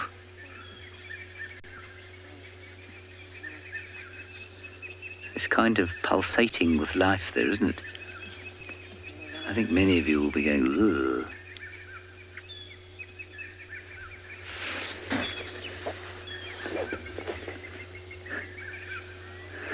Blazenarau, they do have a leader, and the leader's name is Joan of Arc. No, I'm lying. They don't have a leader. It's just a free-for-all, I think. Except that the females are dominant over the males, because the males are much smaller, so it's pretty much the same as in all spiders. But no, there's no kind of coordination that we're aware of.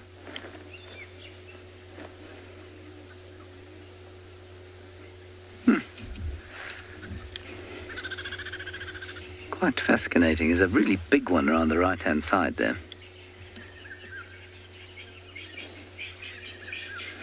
Right, I think let's get back to our leopard, but Morgan, what I'm going to do is just drive around the other side. I think she's not about to stand up.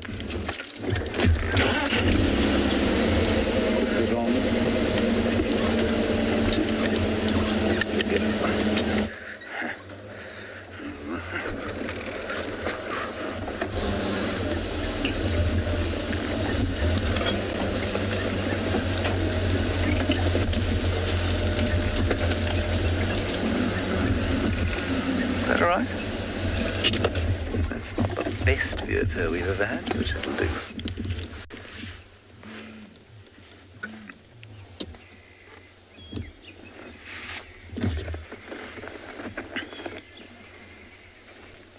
She's always alert, and she's looking towards where some guinea fowl are alarming, and they're alarming because of a Wahlberg's eagle that just flew over us.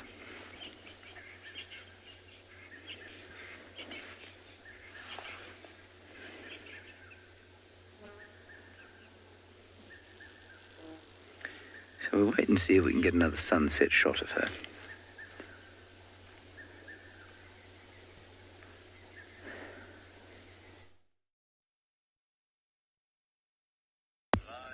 Alrighty guys, you can see there now, the one brother is definitely paying attention to these female kudu coming closer. When the male came around, they didn't bother too much, but with the females coming a little bit closer to them now, you can see there's the bum of the one and the head of the other. There's the bum of the one female.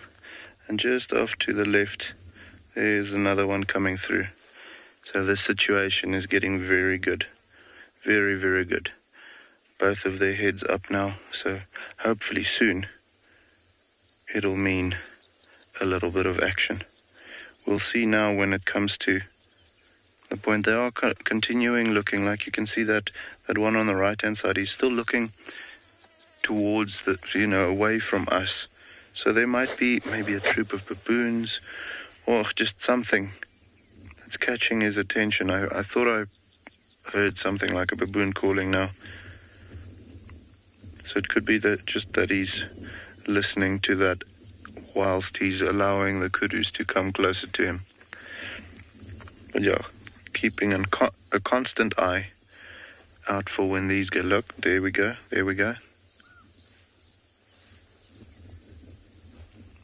So definitely a little bit more interested now than a couple of moments ago.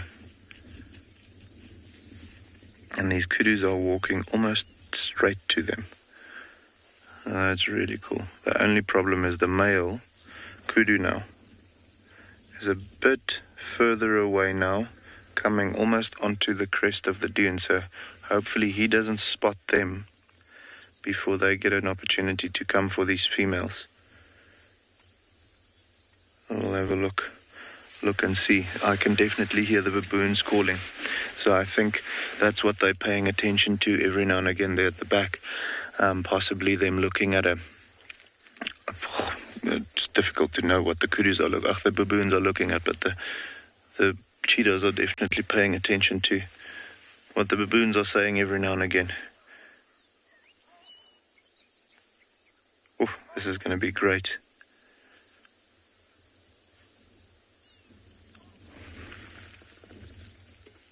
You can see their eyes are very fixed now. They're not even worried about those baboons anymore. this kudu must be, if I had to judge correctly, maybe 100, 120 meters away from them, the females now. So I'd say if they start breaking 100 meters distance, these cheetahs might get up and try and get a little closer. So they are, browsing, so it takes a little longer than if they're just walking like towards a waterhole or something like that. But I think if we are patient, we might get a little action this afternoon. That would be incredible. Now they're looking at the baboons. Those baboons calling again. It is distant though, so it's not like the baboons are calling for them. So we don't have to worry about them getting chased over the dune by the baboons. I think they're just intrigued as to what's upsetting the baboons like that. Could be a snake or something, with the weather rolling in as it is. We've had quite a bit of snake and, let's say reptile activity, tortoises and monitor lizards and snakes and geckos and all of those things moving quite a bit now.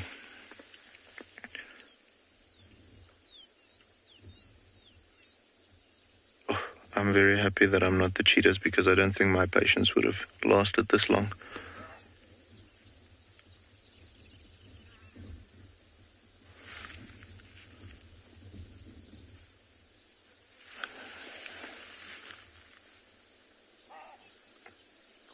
Beautiful.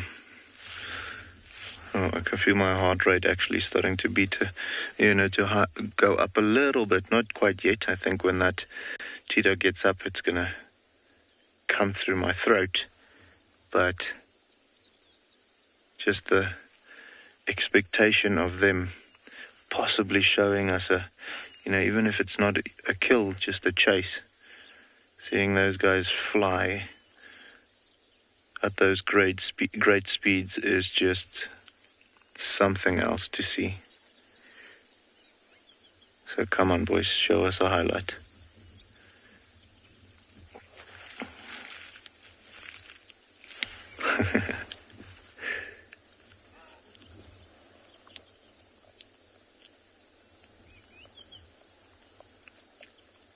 Beautiful.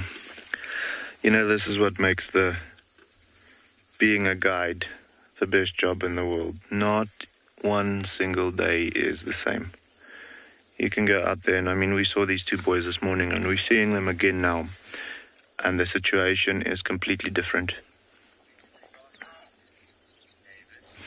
David just had a question, when did they last eat? David, it's difficult to say. I haven't seen them in a couple of days, but judging by when they were up and moving, I'd say they finished their last kill probably about a day or two ago. I'd say a day and a half to 2 days that they haven't physically eaten. I can see their bellies are nice and flat. They're definitely ready to eat again, which is why it's so important for them to be so patient, because if they finished a kill this morning and there's an easy opportunity presenting itself now, it doesn't matter too much if they miss. But seeing as that they haven't eaten, and I want to say, well, at least a day, that makes it a little bit more important for them to, when they do spend energy, spend it efficiently and successfully, for that matter. So hopefully, I'm actually not even seeing those female kudus anymore. I think they're behind the brush at the moment, but they, guys, as soon as something more happens, we're gonna let you know, okay?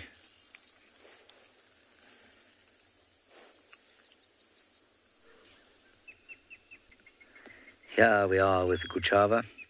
I've parked beautifully behind a stick for Morgan. She got up and moved shortly after we last saw you, and then came down and sat here. Let me just move around away from the sticks.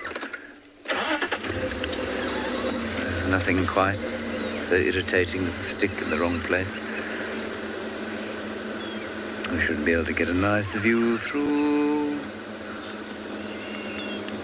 there. Is that right, Morg? There we are.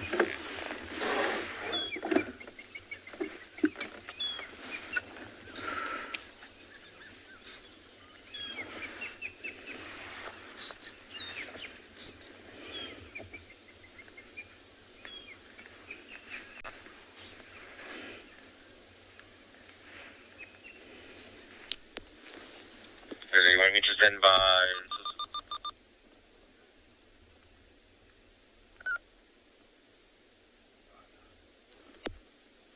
So we followed them, we've moved around a big forest of silver cluster leaves where these lions have been moving through. I'm going to reposition slightly just to see where they go, because from here they're checking the clearing, so they're constantly walking and stopping like they are at this point. And that is because they're looking for something to hunt. Except maybe the young male. If you look at him, he looks quite confused. Well, we might start to hear animals alarming at this point.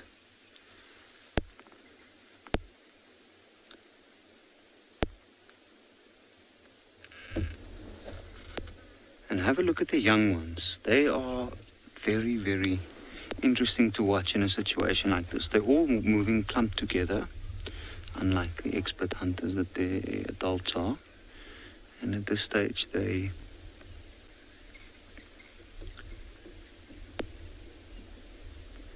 just watching the adults. So young male's looking off to the side. He's moving at the back. He knows with his injury, he won't be able to properly participate, at least not in the chasing part. And they're moving slowly.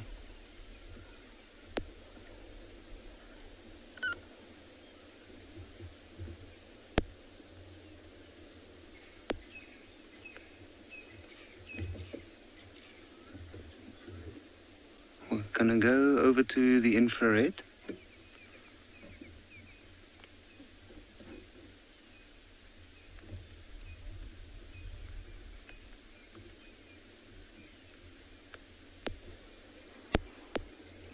Have a look. So now they're all standing around. They're using their ears.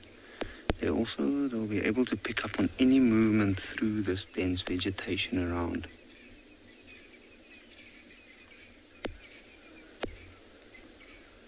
You can see, have a look. That young male is watching something intently.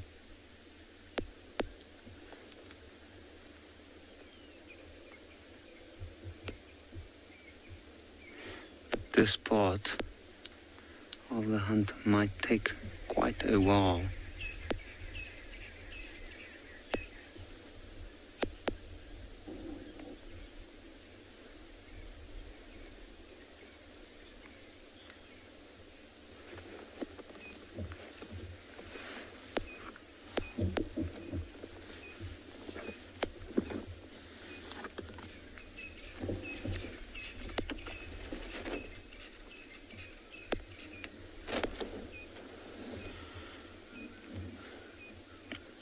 Have a look at that youngster. She's not entirely sure what's happening.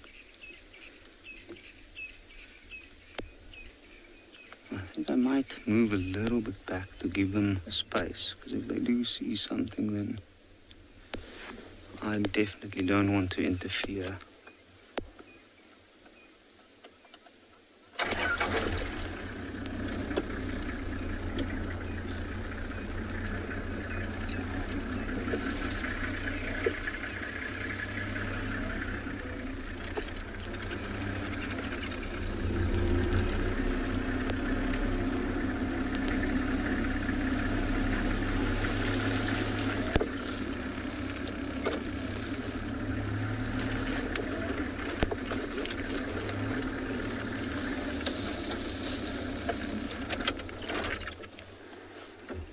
Here we go. Well, that's a little bit better.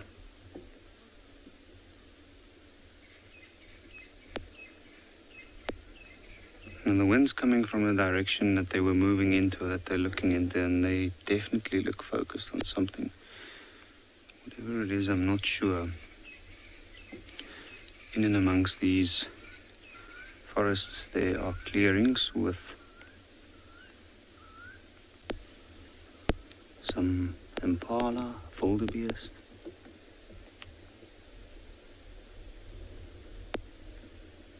You can see that lioness right there, so she will be one of the keystone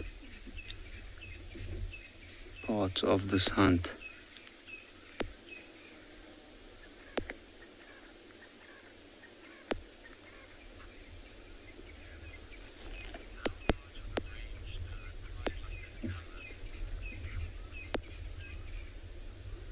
Sean, how large of a range? That is a massive area. And it differs from every pride to every pride.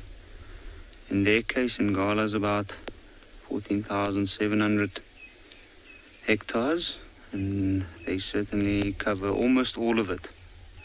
And they also move well into the Manyeleti as well as the properties on the western side as well. So these lions certainly do cover big distances. And that's why we haven't seen them for the past 4 or 5 days.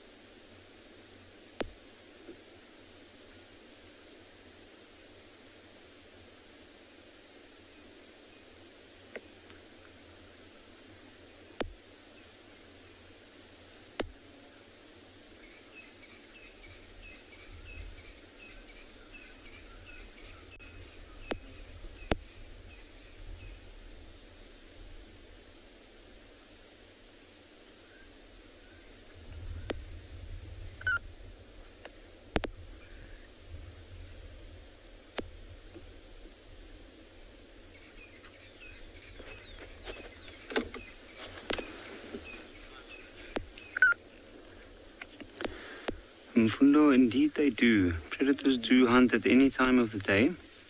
They're opportunistic. So whatever they can find, whenever they can find it, they will go for that. But they are certainly, in the case of lions, more active after dark. But I think for now, they might just sit here for a while. It looks like they've lost interest in whatever they saw, so they're probably going to have to reposition and wait for something else to come along.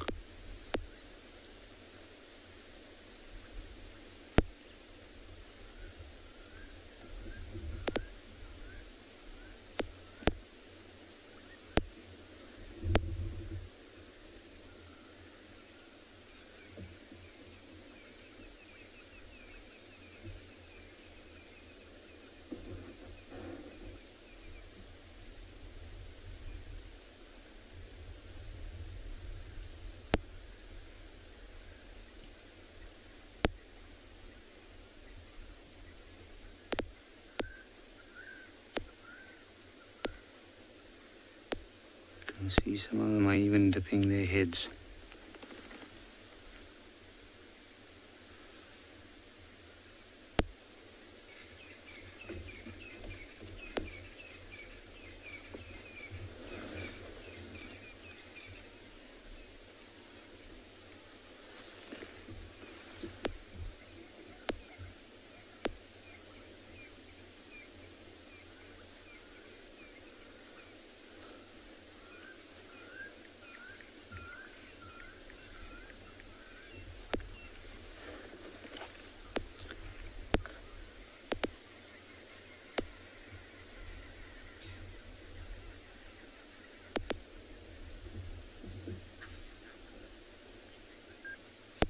So we'll sit here and wait a little while longer to see what happens.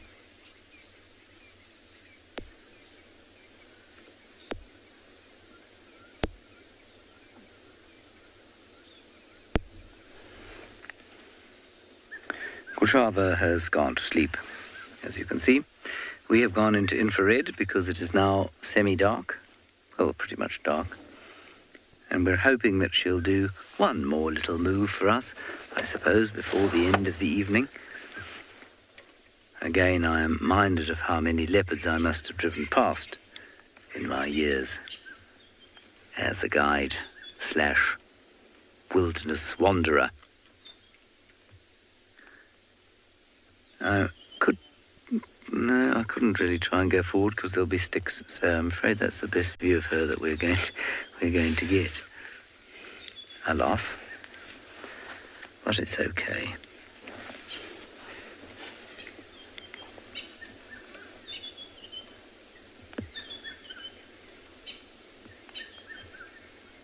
Cuckoo continues to scream, or sing, it's not really screaming. A couple of francolins doing their last forage, and my favourite, the white-browed scrub robin. Hippos.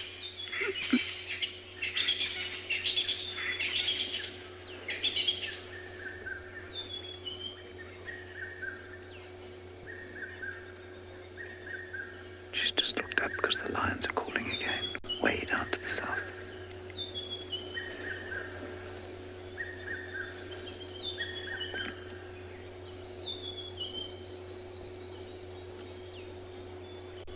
Lots of different species of cricket. Perhaps playing a funeral dirge for their colleague who was devoured by the community nest spiders.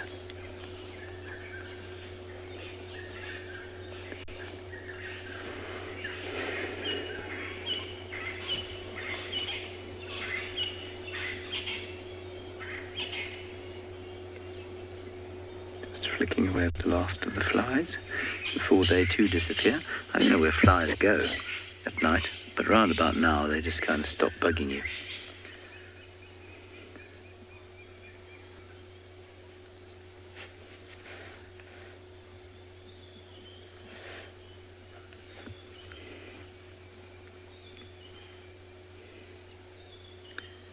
Very scary to have those eyes trained on you. If you happen to be something like a steenbok, resting up for the night. I think she'll do much better on the hunt as darkness falls, and dare I say, without us driving behind her. Stay behind her the whole time today, and it can be a little irritating if you're trying to get her on camera, but if you go round to the front of where she's moving, I mean, you're just going to flush whatever she happens to be hunting. But it's a good example, I think, of that subject we were talking about the other day, where I said, in the case of a hyena attacking a leopard cub, would you or wouldn't you intervene?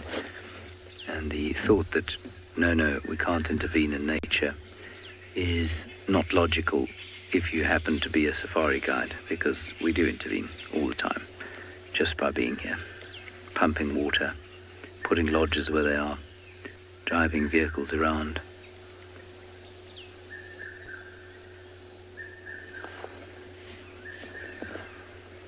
So much as we like to pretend we're just observers out here, we need to accept we definitely affect the ecology. Not necessarily badly at all, but we definitely affect it.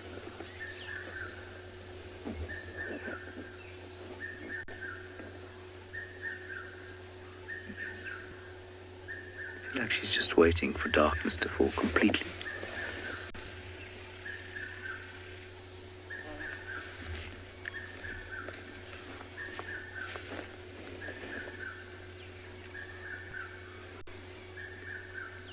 Maybe it's the mosquitoes that are now buzzing around her ears. Nothing more irritating when you're trying to have a snooze. A beastly mosquito.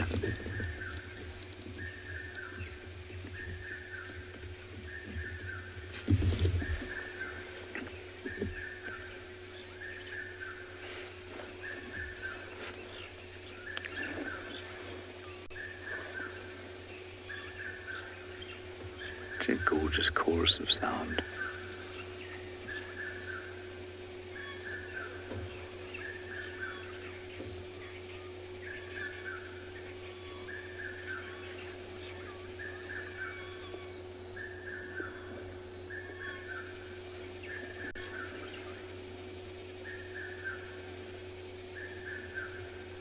Hopefully we'll see her son sometime soon. Don't know where he is. Tristan saw him recently, but I haven't seen him for some time.